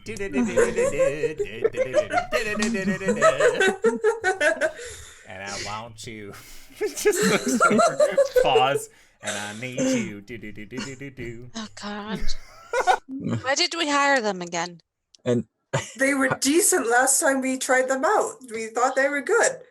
As Beltane hands Riley another drink, his skin flickers from the tan to its bright blue back to tan. Here, Riley's take eyes go these. kind of wide. and you can tell Riley that there's some kind of residual mundanes would call it like fairy dust, but you could see it's some kind of magic that's that is residual. It wasn't put in your cup on purpose or anything. It's just coming off of this elder fae. So, what kind of bar is this then? Just bar. Who are It's a you? And speakeasy.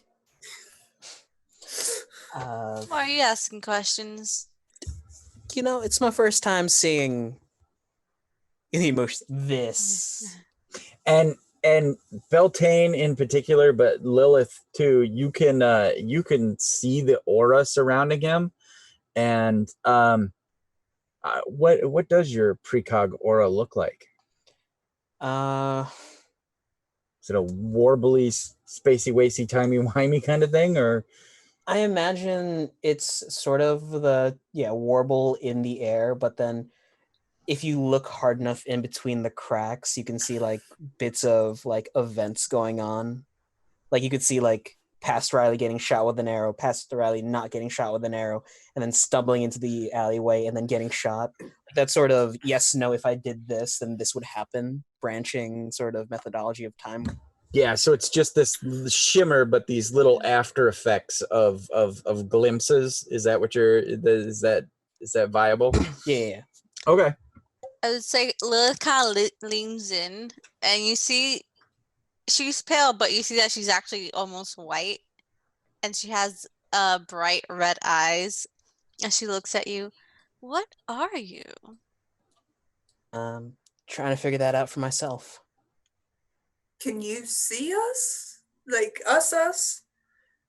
I mean, your skin was blue for a second there, but Interesting. This is new to you. Belting, don't. I'm not gonna invite him in, but oh man, so many new people coming in. We need to curb this. Either educate them or kick them out. It's one or the other. You're what? What are is your relation to Harker? I'm her student in her Mythology 101. See, there you go. He's fine. Mythology is taught by humans is wrong, but we'll let it slide. He's learning. He's just learning that it's not real. Apparently. Mm-hmm. Yeah, take your lessons to heart. Listen to Professor Harker, as you are new to this world, and I don't want to pick up another stray. Oh, that's new coming from you.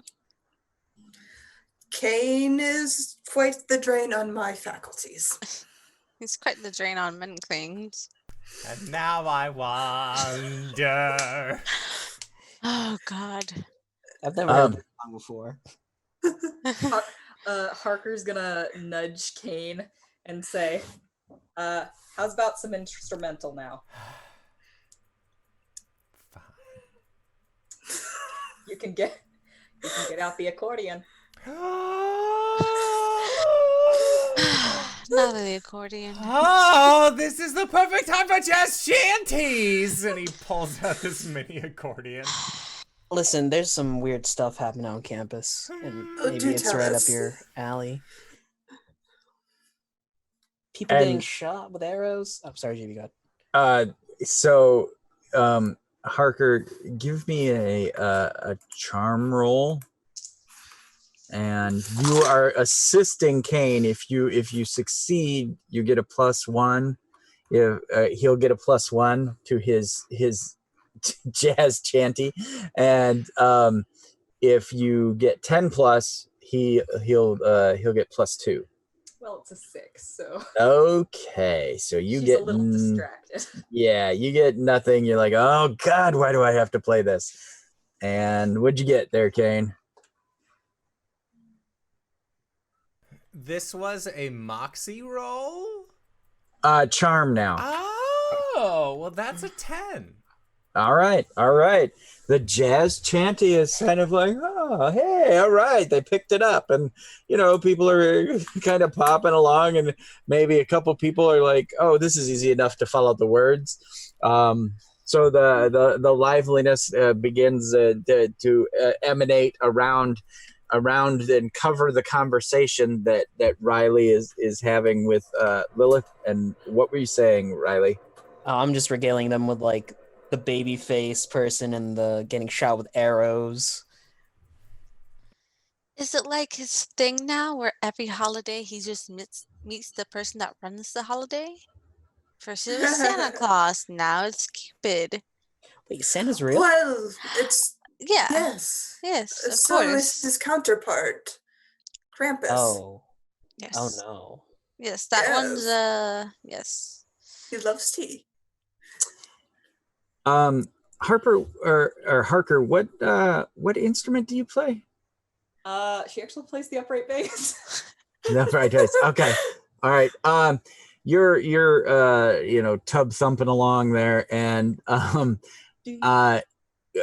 the baby comes walking in. Twang. Yeah. Oh and God. and nobody else is really looking.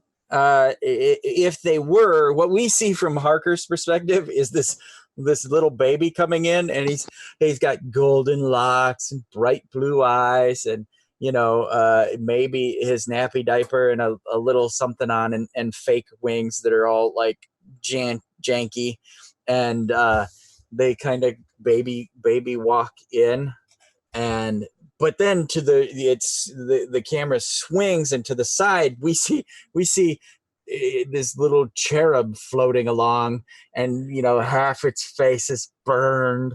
Pretty much 3/4 of the right or the left side of its body is burned, and it's floating along, and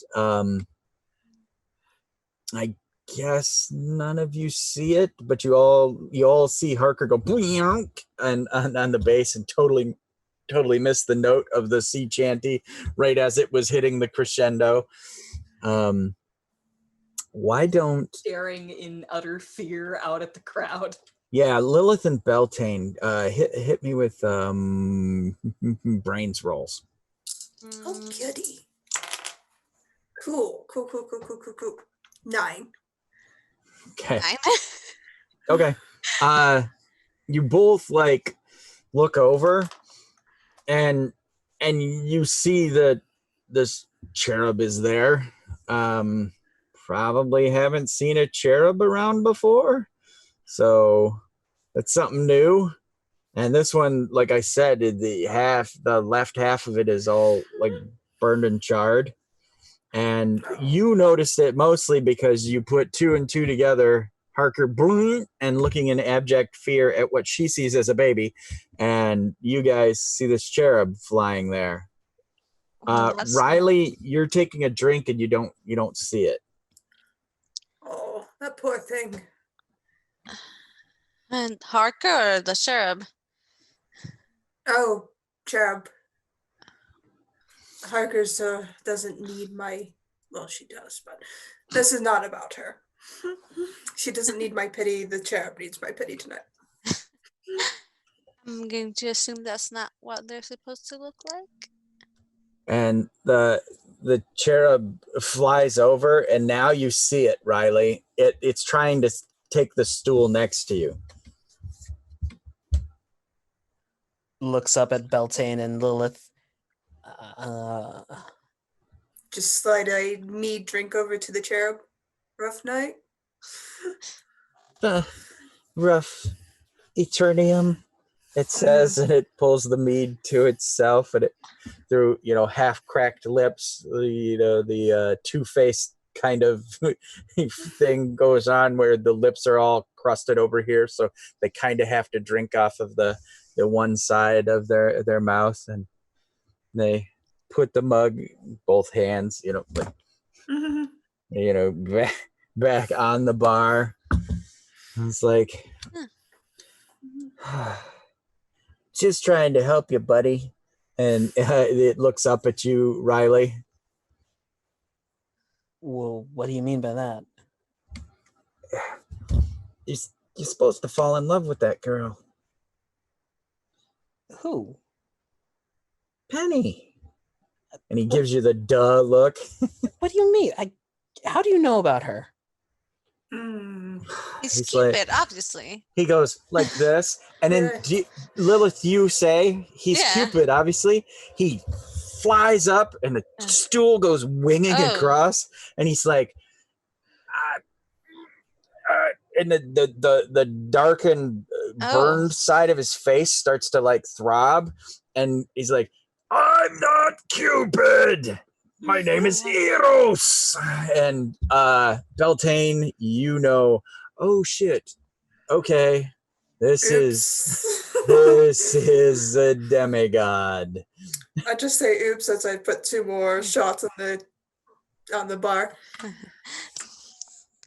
Lil looks up at him and she's like, "This is Arrows, obviously." And Lilith, you haven't really known fear in a long time. If that scared you, you did not enough to make you run or anything, but literally like, whoa, that was fear. How where the hell did that come from? How does Lilith react to that kind of thing? She pauses for a moment, pretending, it kind of looks at Beltane, kind of side eyes him, then pretends like nothing's wrong. Riley has fallen off of his stool and is scrambling backwards. He's in the cherub kind of composes itself and Yeah. I do apologize. I've been spending so much time in this new age that the names, but clearly Arrows, my apologies. yeah, sorry. And he flutters down and picks the stool up, and then baby walks over. Now, Harker, this whole time, the baby came in, climbed up on a stool. Beltane gave them a beer. They drank the beer, and then Lilith and the baby started screaming at each other. Can't hear you. Oh, that's fine. I see nothing. I know nothing. Okay. I think that to some degree there's part of her that remembers that, like, okay, that thing that I don't want to engage with, I laid that in Lilith's lap. That's her problem now. So, like, she's doing her best to look the other way, but fucking Eros jumped up and screamed, and that, like, plunk again. And she goes and she, like, kind of actually, like, hides behind Kane a little bit and actually, like, turns her back to the crowd and starts playing to the wall. Kane, how do you react? Kane at this point is he has been singing a song on his accordion because accordions definitely belong in jazz music. And at this point, now that Harker is kind of like turned the back, he will stand up, and because Harker's playing a standing bass, he'll like put his back against hers and go into a instrument, like, it's not a solo, but it is a solo on the accordion to kind of play. He's freestyling it, and while he's doing it, just like, hey, is everything all right going on? I know that I was acting a little weird earlier, but like, I'm totally okay now. Things are weird. What else is new? The sky is blue during the day, otherwise it's black. She's just kind of like staring at the wall, and she trails off. She stops playing for a second. She reaches up and grabs her amulet, kind of holds it for a second, and she says, "I ever tell you that Greek mythology is bullshit?" I ever tell you that you need to keep playing if we're gonna get paid? Right. Play some more. So for a half dozen beats, there is no bass. So again, Eros has apologized, and he, like I said, Harker saw a little baby its little feet across the tile. we, the rest of us, see the cherub fly over to you, Riley, and it's like, I'm sorry. Can I help you up? And he puts out two little baby hands. Reaches out, slowly getting up with his help. Okay. Um, Much stronger than it looks. I mean, it like is able to like put little baby paws on your wrist and like really help you up. I think you might have the wrong idea of me and Penny. I do love her. Well, that's what I'm here for. That, and he looks over at Kane all of a sudden, and his little blackened skin tightens on one eye, and the cute little baby blue eye. They squint and look at Kane, and they're like, maybe you all can help me. It's definitely a possibility. I mean, and he looks full on at you, Lilith, and it's like, I mean, technically you're dead, and he's dead. He just points at Kane and is like, he's dead. And his voice drops a couple registers. And, man, and you're a fae. Yeah. An archfey. Yeah. Do you think you guys could give a poor old being like myself a hand? Depends. What exactly is troubling you? Well, and he turns his cutie pie little face towards the camera.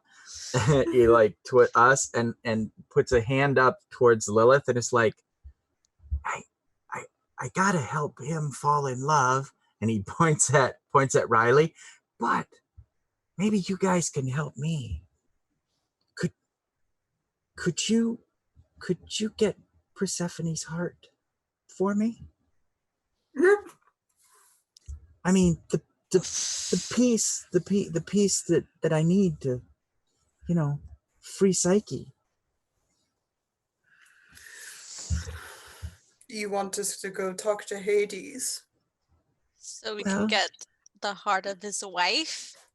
Well, it's just a piece. She put it in the box. Mm-hmm. All you gotta do is pick up the box. I mean, I'm sure Kane could snatch it. Mm-hmm. You see, I've really had my share with dealing with gods for a lifetime, really. I slept with half of them. And over. And the cherub kind of like gives you a look, Beltane, like, I helped. Oh, I know. Thor and I just hung out for a half a century. It was great. But anyways. I mean, so you want us to steal? Can't we just ask Hades or Persephone where this fragment is, or do we literally have to walk into a dread fortress and say, "We're here to fuck shit up here. Come get us, Cerberus"? I mean, that's up to you guys. You could do any way you want. They see me a mile coming, a cloud. Yeah, I shine too bright. They say, and they look kind of cute. They, again, with just the cutie pie part of their face looking towards you. You see, we might be able to ask. Yep. I can't assure you of our success. Well, I'm sure that the two of you that are dead will be more than welcome. Of course. And what exactly are you offering in return?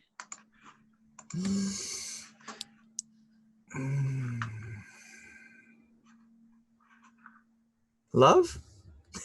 They say, all bright and bright-eyed. Well, I already have that. True love. And at this point, let's say that it will kind of cut scene to the bar emptying out, and time moving past, sets going, you guys playing, and then you guys done, and you're all kind of gathered around.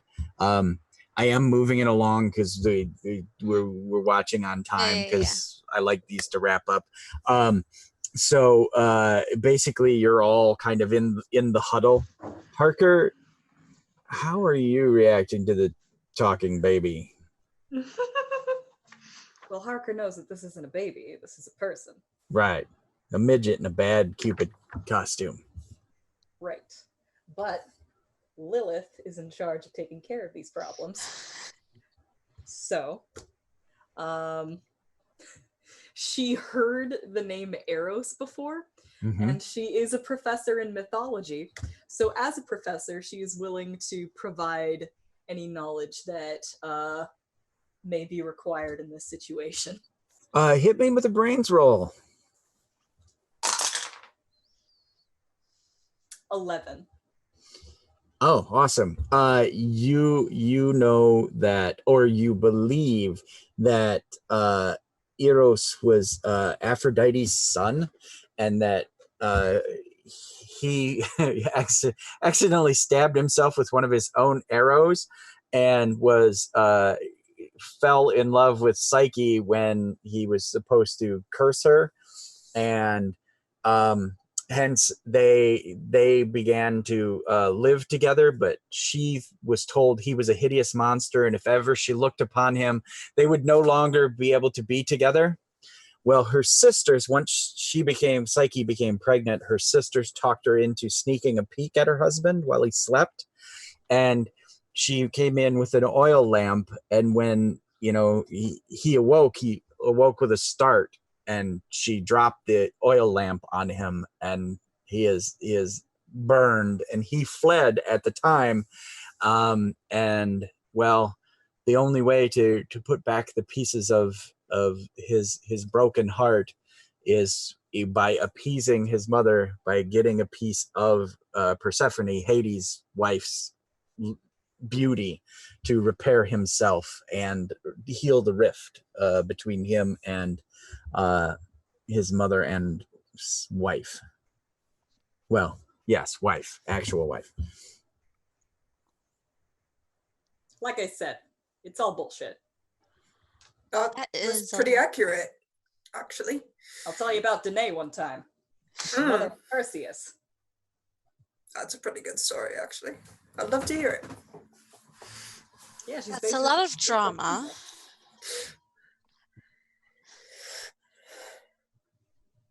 I mean, we could just ask Persephone and Hades. They're reasonable. Nice. And I mean, with the two of you being dead, I don't think they'll stop you. I think you could just, Charon your way across and walk amongst them. And of course, Riley can warn you of danger. I'm sorry, what? And he looks over at you, Riley. Well, they can't tell what you do. I barely know what I can do. Well, and he smacks his half-burned lips and puts a little baby hand on your shoulder, and it's like, I have faith in you.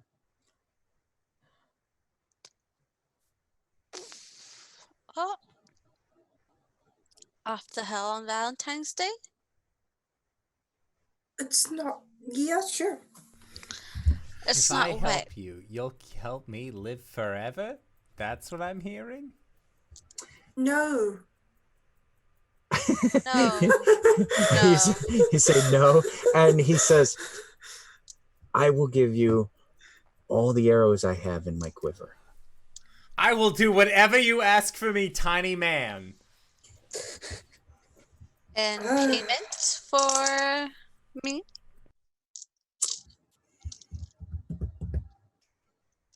What would you like, dear vampirus?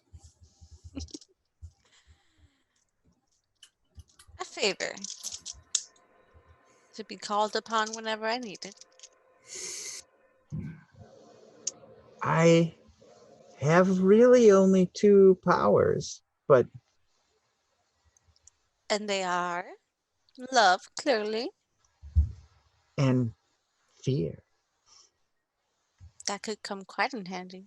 And Beltane, you know that even Zeus is afraid of Eros's wrath. Mm-hmm. It's actually a pretty awesome gift.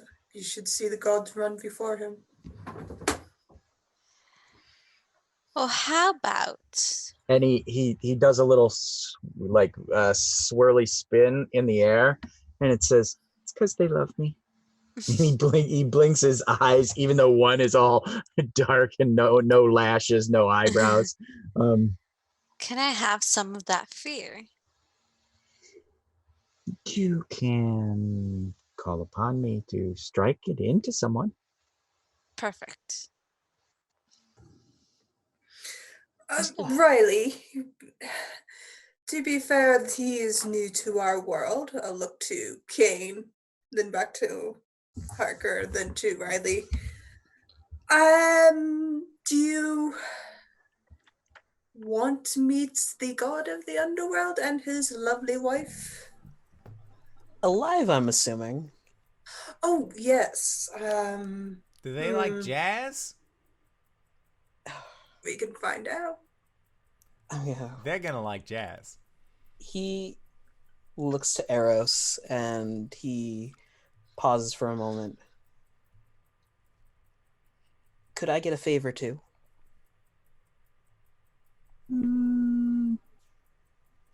Sure. Cool.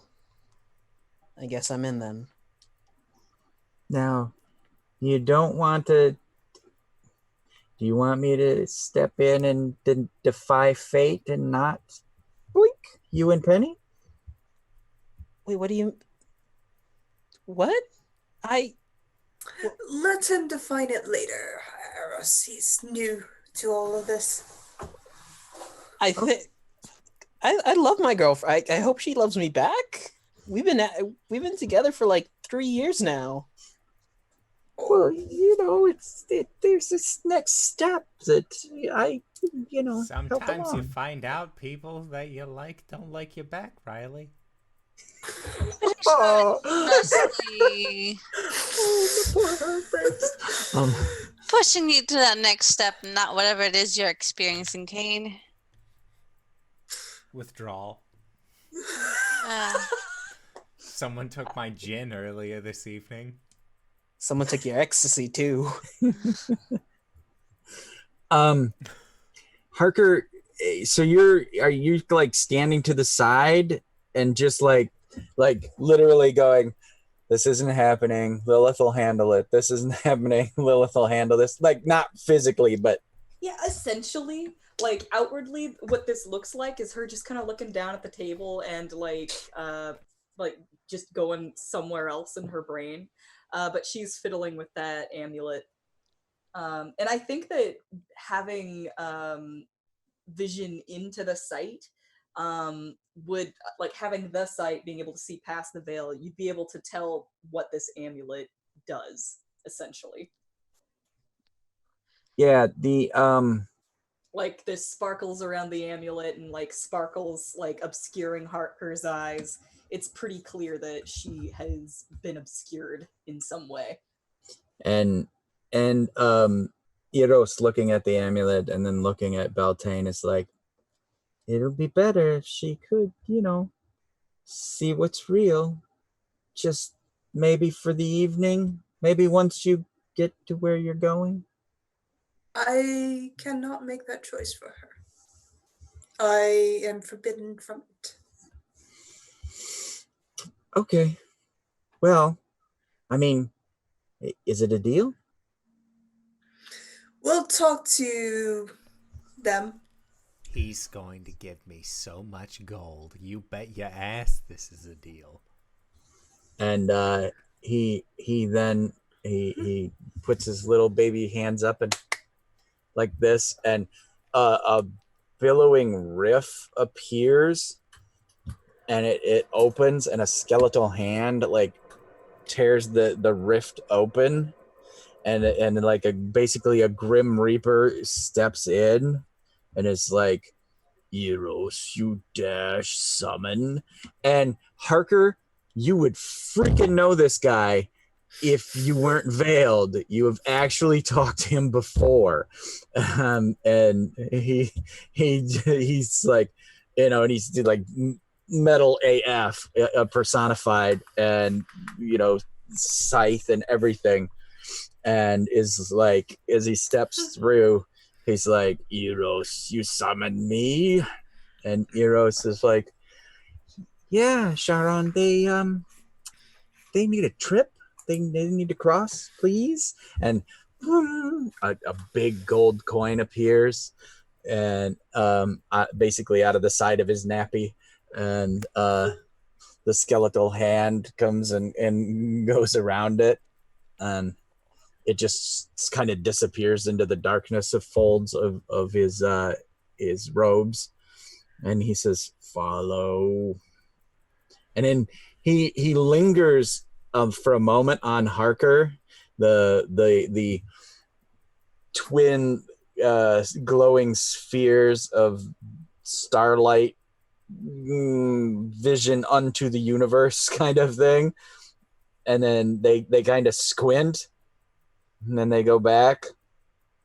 The skull tilts, and then it turns and walks into the rift.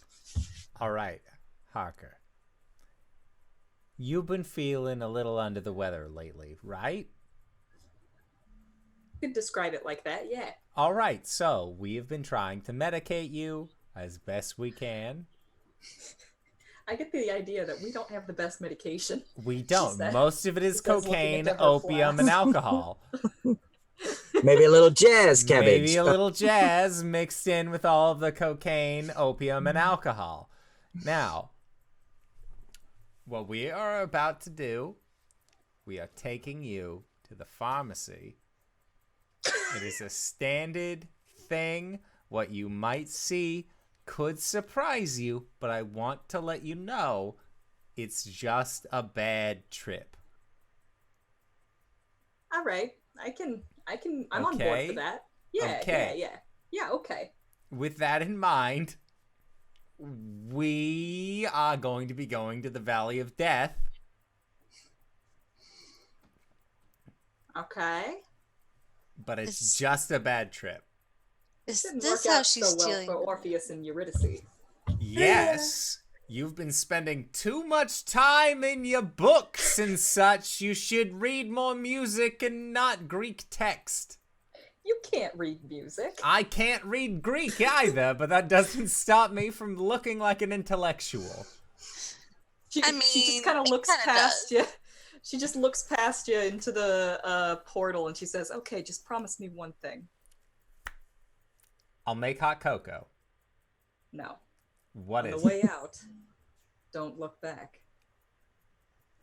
Why would She I look grabs you back? by the shirt, pulls you very close, and says, never look back. And he just like a little cocked up, just, when have I ever looked back with any sort of regret on any decision I have ever made in my entire life? She lets go of you and starts rolling herself a nice jazz cigarette. Oh boy. Welcome to the world of the supernatural, Riley. As I just stepped through the rift. So how does this work? Do I just and he trips Lilith into the just- portal? Lilith pushes him in. This is how it works. This is a jazz cigarette, Riley. Ah. All right, After and you. as everybody steps through the rift, you find yourself in a boat, and you are effectively crossing the river Styx. Harker, how is your mind dealing with this? Are you just in a boat in the harbor, or? Yeah, maybe. Essentially what Kane has prescribed for her. This is what she's on board for. She's like, I'm sure this makes sense in the real world, whatever is going on right now, but I'm just along for the ride now. I'm going on a trip. Okay. All right. Okay. And so you cross the river Styx, the paws of the dead, scratching at the hull and whatnot. Those who are stuck in the river in limbo, as it were, and before you is a to say black on black on black is is an understatement, to where the dread tower looms in the night sky, and only the flashes of lightning illuminate it. And as you step into the land of the dead, the ground feels like it's gonna slip away from underneath you, but at the same time it's firm enough to hold you. So it has this weird sort of a buoyancy to it. Like sand. Yeah, but very Quicksand. black sand.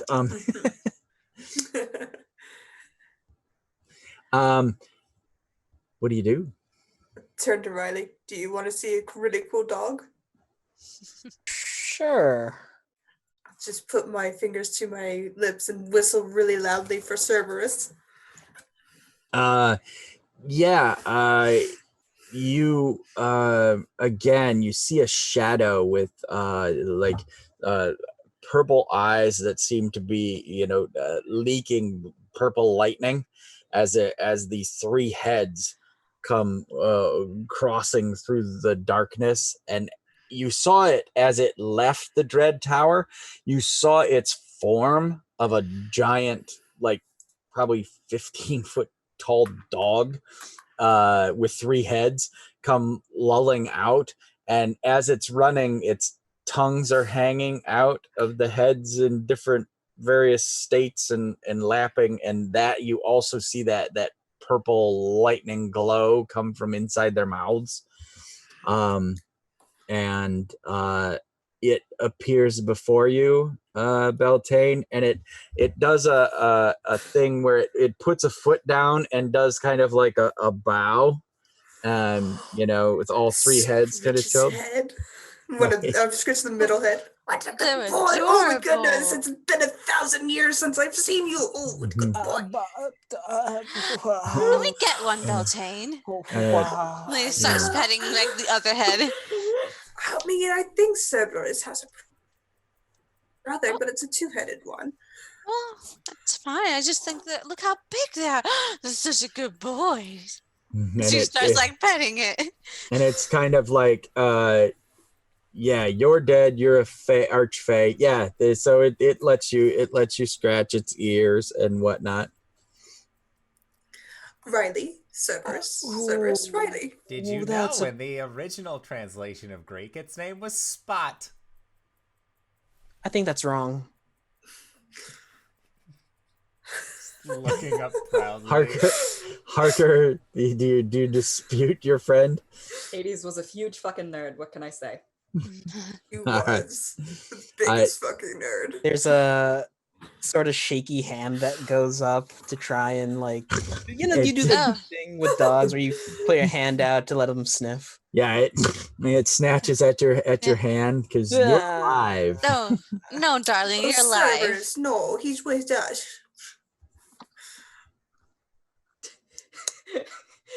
Riley's just holding his hand back, and Harker just kind of leans in and says, "Don't eat the pomegranates."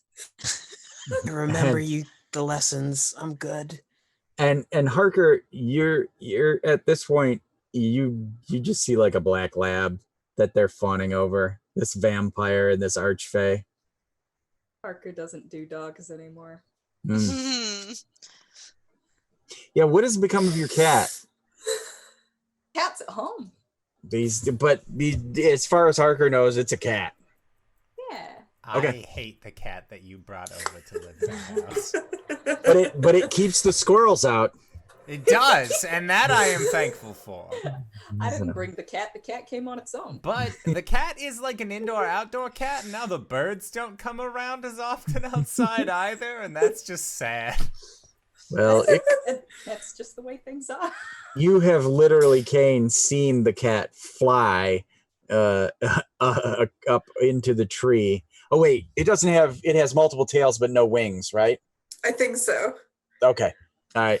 Yeah. So you have seen it in the grass with multiple tails. Kane has with multiple tails quivering and then snatch, jets out and gets them. But you are headed towards the Dread Fortress, Cerberus leading the way.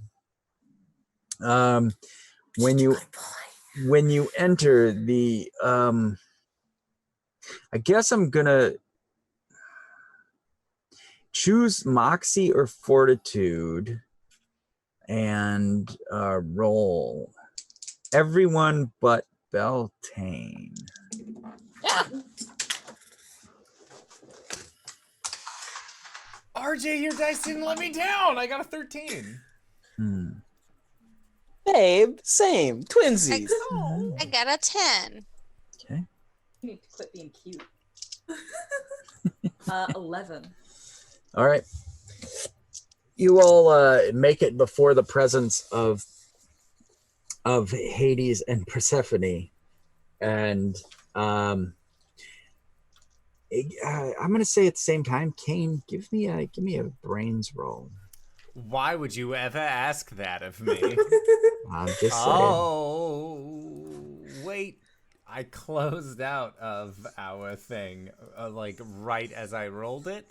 I'm going to use a luck point to re-roll, because that's what we've been doing, right? 3 points to re-roll. Okay. You can either add 1 for 1 or re-roll for 3. Oh, I will add 1 for 1 on this. So I am going to add...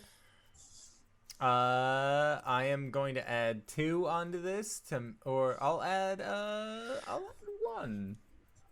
No, I'll add 2 and make it a 10. So a success. Okay. All right. A 0. You see the aforementioned box. It's almost like a Hellraiser Tesseract. What was the cube from Portal? Companion cube. It's just, but yay big, and it's like black, and you see this purple glowing little gem of a heart in there. Oh, that looks expensive. Whatever you're about to do, don't tell me, because if I don't know, I can't stop you. We can't leave the dead behind. Kane, did you actually say, "Oh, that looks expensive" out loud? Oh yeah.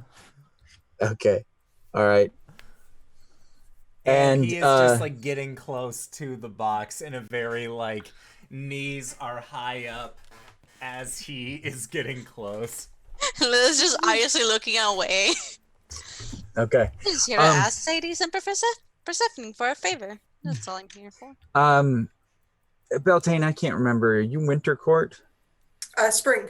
Spring Court. And that's Hades begins with,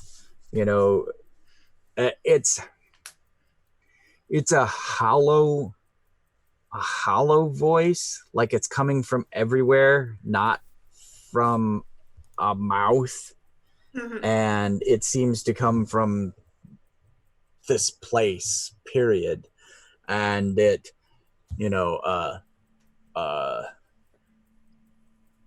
Fae of the Spring Court. What is it you seek here?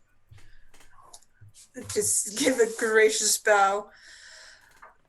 We ran into Eros up top, and he requested, I'll gesture to Persephone, your queen's heart to heal his. That's something we want to ask rather than take.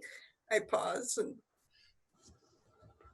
hope nobody's fucking things up and just give a gracious bow. Of course, at your leave, I could owe you a favor of spring to your wife Persephone.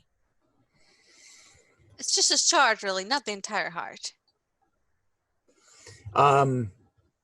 And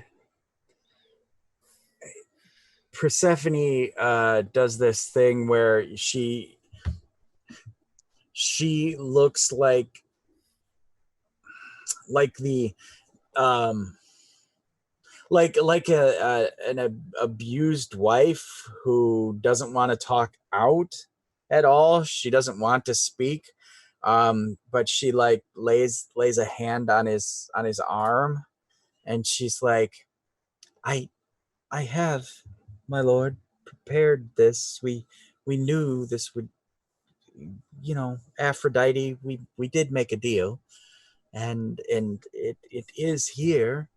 We could finally, after eons, complete this deal. And the large, Sauron like armor of Hades like swells for a moment, and very well, then let us make amends with Eros and Aphrodite. And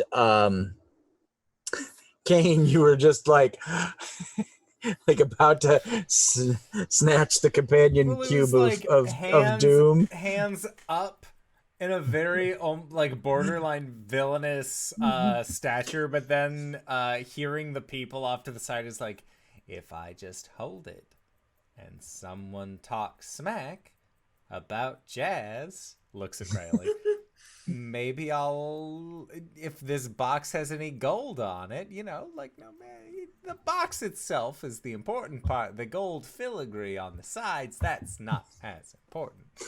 It's literally like a black crystalline cube of like sinewy black lines, spiderwebby like lines around it, with this purple like almost like a gemstone type heart that like throom is obviously thrumming. Something important is in there. Obviously something people don't want me to see, and shame on them for hiding it in plain sight. And at that moment you hear the the acquiescence and the it is there, and somehow the darkness illuminates it, like the darkness moves away from it. There's no real light, but the darkness becomes less, and the purple glows more, and Hades is like, there, take, and let us be done. Give a gracious bow to both of them. Lord Hades, Lady Persephone. Look to Cain. Take the box, Mr. Cain. I can take the box. We are giving it to Eros when we reach the surface, but yes, for now. You can hold on to it. This is the greatest day of my entire life. You have to give it up when we get to the surface. I know. Okay. Riley, give me a power check for your precog. Power check. What am I rolling? Whiz? I think it's Moxie. Yes. Sorry. Wisdom.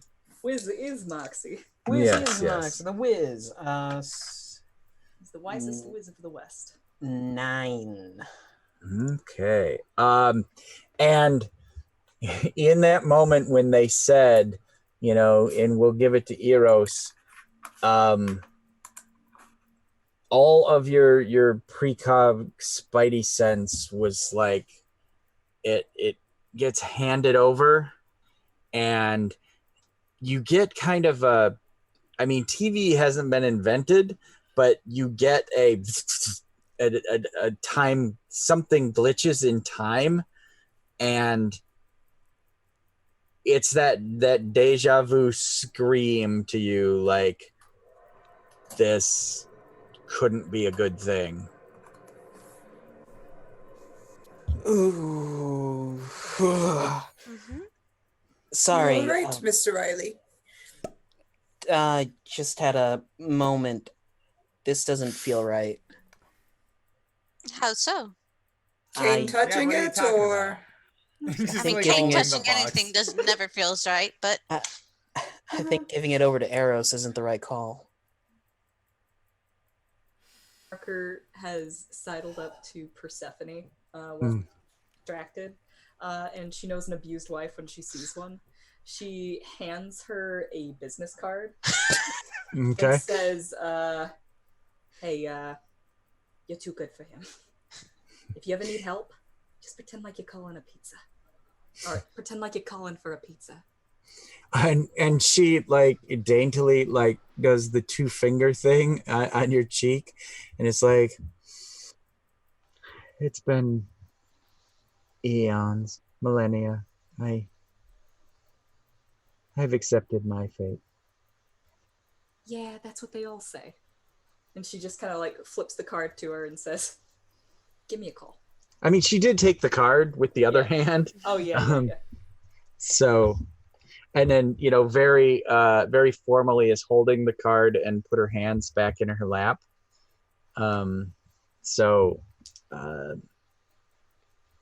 Yeah, you feel you've done the right thing, and you feel maybe she will take you up on it somehow, but you're having a hard time. It's just bouncing off the amulet, at this point. She's going to be very confused later. I'd like to use one of my moves to try and narrow down this feeling. I'm gonna roll on my abilities. I have something called tarot spellcasting, and he pulls out a deck of tarot cards, shuffles it, and pulls out. Are you going to do it right here, or are you gonna take a few steps away? He will take us a few steps away. Okay, so you guys are leaving the Dread Tower before you cast this. He's like, they're on the boat, basically. Okay, perfect.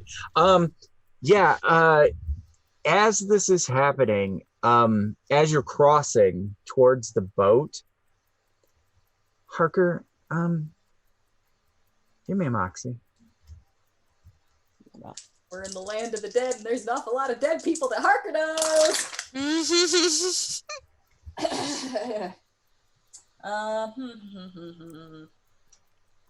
12. 12. We as the audience, we see, as Harker's walking along, we see Hazel and we see Harry both like reach out to her, but she can't see them. She can't touch them. She can't interact with them. And they're like ghostly hands, like kind of pass through her. And we know that she could have interacted with them, but the amulet has kept her from even seeing them. I would say Harry's is affectionate, Hazel's is desperate.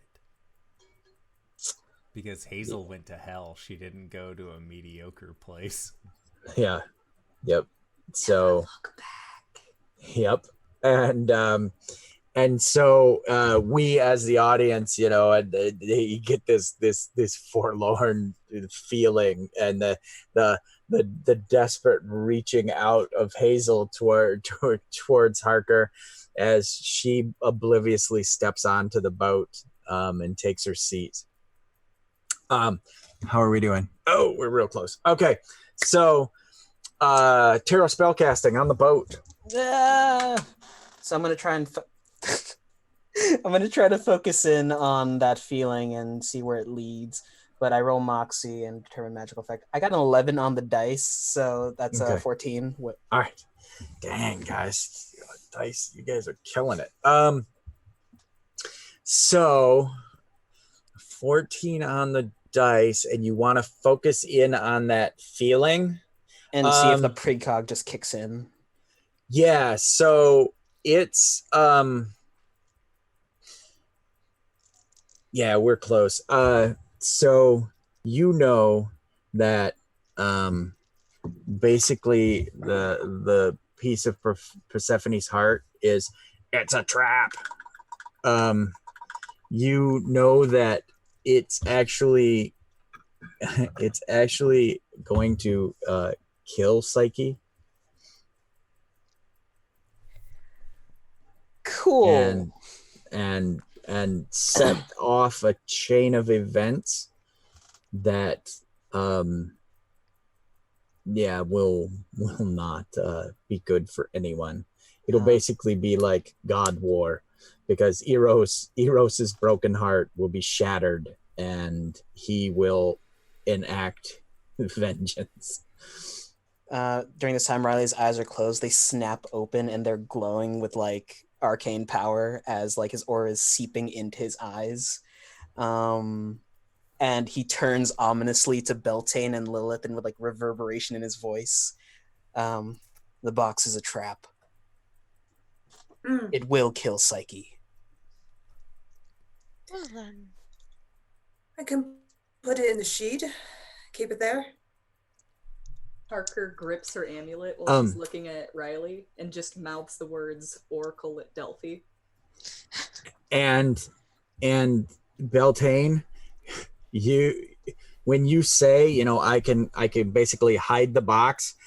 Oh my God, Riley, I'm gonna put it this way. We're gonna go to Japanimation. Your nose starts to bleed, and you literally know that your head reverberates, and you see your eyes roll back in your head, and you see that the broken heart of Eros, if you return without it, will be just as devastating.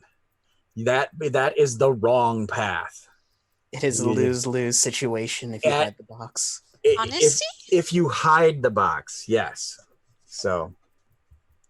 And why don't we just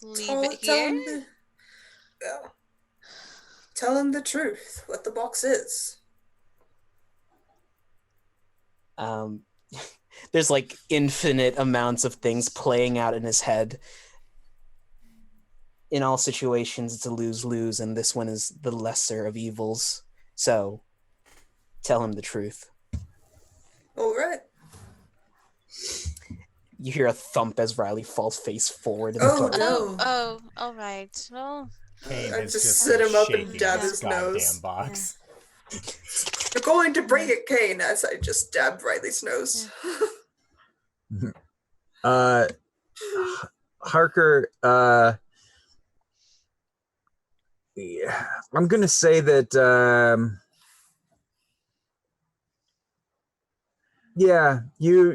there's something wrong. You're like, oh, we're taking this boat ride back across the harbor or whatever. Sure, we're riding in a boat at night, blah blah. There's a lot of fog on the water. But yeah, it is a feeling of regret that you do not understand currently. And it will play out in future episodes. So there's the foreshadowing part of it. We'll go full on anime with this. She's just kind of like sitting back. She's a little bit blitzed, still holding her jazz cigarette. And for reasons that she can't comprehend, tears just start flowing down her face. Just like emotionlessly. Yeah. I've been there, stupid jazz cigarettes. Oh, sorry. The boat, like, it literally like crests on the other side, and you guys are in the bar. There was no rift to step through, nothing. As soon as the boat like hit the sand on the other side, the black pebbly sand, you guys were just suddenly in the bar, and Eros whirls off his seat and does a few little circles around, and you did it. You got it. Did you have to fight? And he Put up a his little hand. fist. 1 second. On one Heroes. condition. You have to tell me, were the feelings that I felt for Riley real? That's awesome. Would he tell you or not? And he's like, he says, a secret? These arrows can't. They're only a nudge of fate. They don't make things happen. Maybe I am agoraphobic.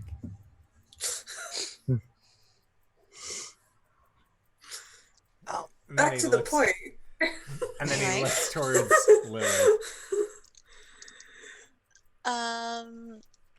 All right.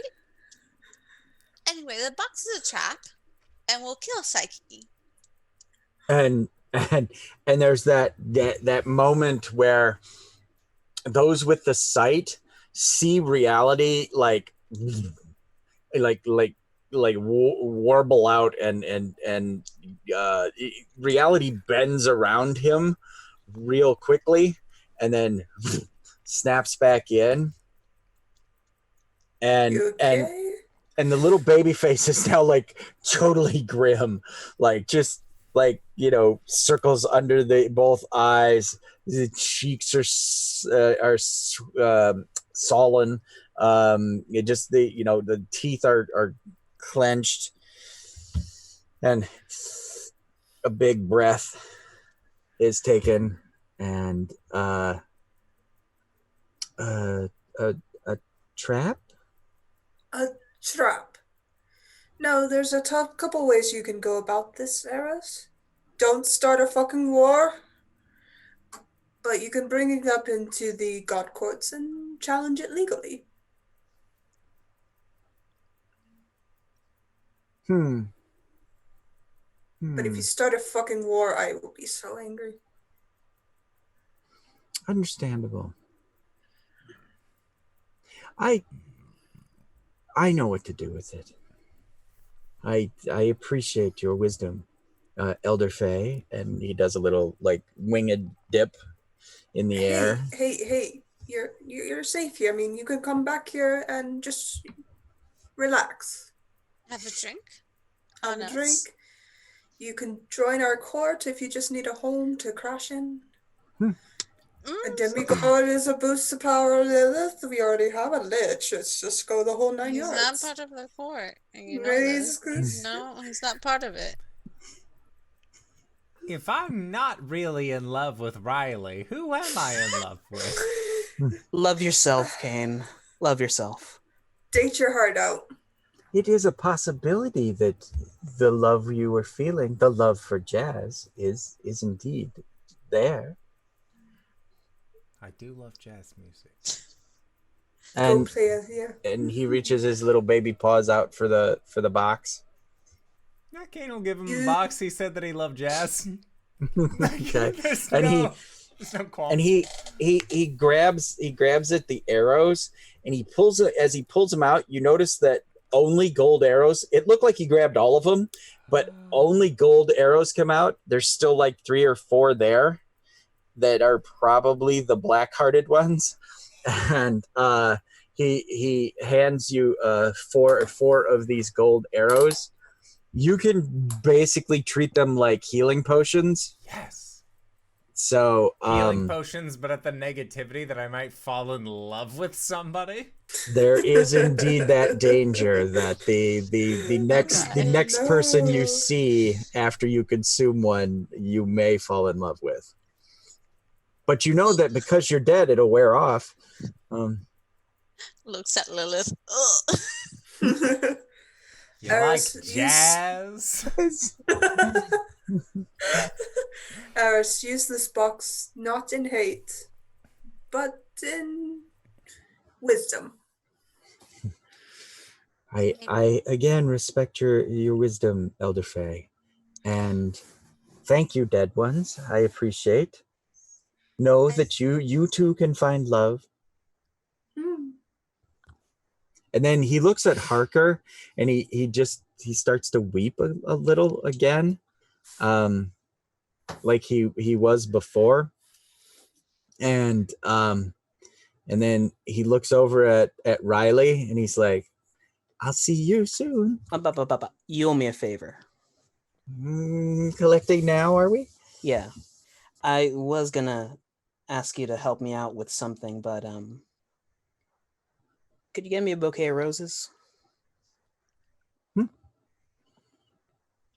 Yeah. And I, out of sheer magic, he's like, now? He'll take them. And yeah, so he just sort of bends reality, and these are like, bam, roses, like Riley's gonna thank him, turn to Beltane, Lilith. If you don't mind me coming back, could I? Of course. Here, he kind of goes behind the bar and pulls out a very small book and hands it to Riley. Beginner's course. If you Thanks. ever have any questions or need something done, feel free to come back. He'll tap the book to his head and walk out the bar. Hey, wait a second. What's up, Prof? Pop quiz on Monday. The one stray that actually makes sense, Beltane, and you don't try to adopt him into the family. I really don't understand your way of thinking. I am finicky. Chaos? I'm That's a polite word for it, yes. And so as you know, that's a polite word. We twist and turn, and we see Eros standing before Aphrodite, and he says, "My lady, I brought this for you." And she looks, like, does that kind of Disney princess thing, and it's like, "Oh, for me, Persephone's beauty." Well, I am the most beautiful, but it never hurts to have a little more. And as she reaches for the box, he's like, but and he points towards his own face and burns, and she, "Oh dear boy," and she touches his cheek, and in it's like as if it was always there. He was always beautiful, and that all the scarring and everything is gone, and he bows his head. "Here you go, mother," and he hands her the box, and that's where we cut. Small vignette. Sure. Riley hops off the bus to Fly Me to the Moon playing in the background. He hops over a white picket fence and stoops on the ground to grab some pebbles and starts chucking it at the window. And the light clicks on, the shades pull back, and he raises the flowers up to his head with a small tip. And it's Penny. It's Penny. Awesome. Woo! Happy Valentine's Day, Pete. Happy Valentine's Day. Oh. With that, I would like to say, excellent game, GB. Excellent game. I love our Monster Noir series. This has been so enjoyable. Thank you, RJ, for joining us. Yeah. I will be here next First week for guest our next after month. a year of us playing, so hey. Hey. Hey.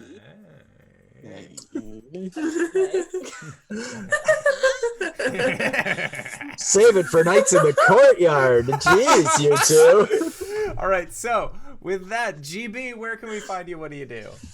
Well, I'm Graybeard of Graybeard's Tavern, and you can find me on the Twitterverse at Graybeard Tavern. I post my schedule there. A lot of my games are starting to wrap up and whatever, but are we on next Tuesday for War of the Spark? Yes, unless Okay. I get called in again.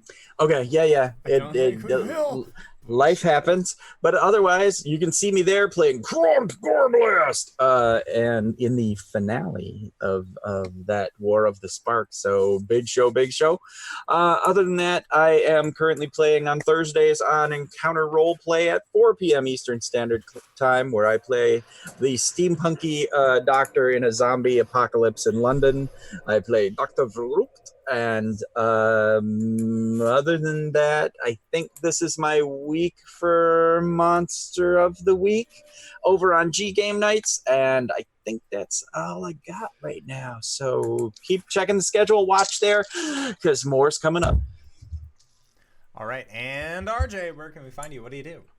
Hey everybody, my name is RJ, but you can catch me at RJSis282 on Twitter and Twitch, where I tweet about the nerdy things in my life, and I stream games most of the time with Wingsy.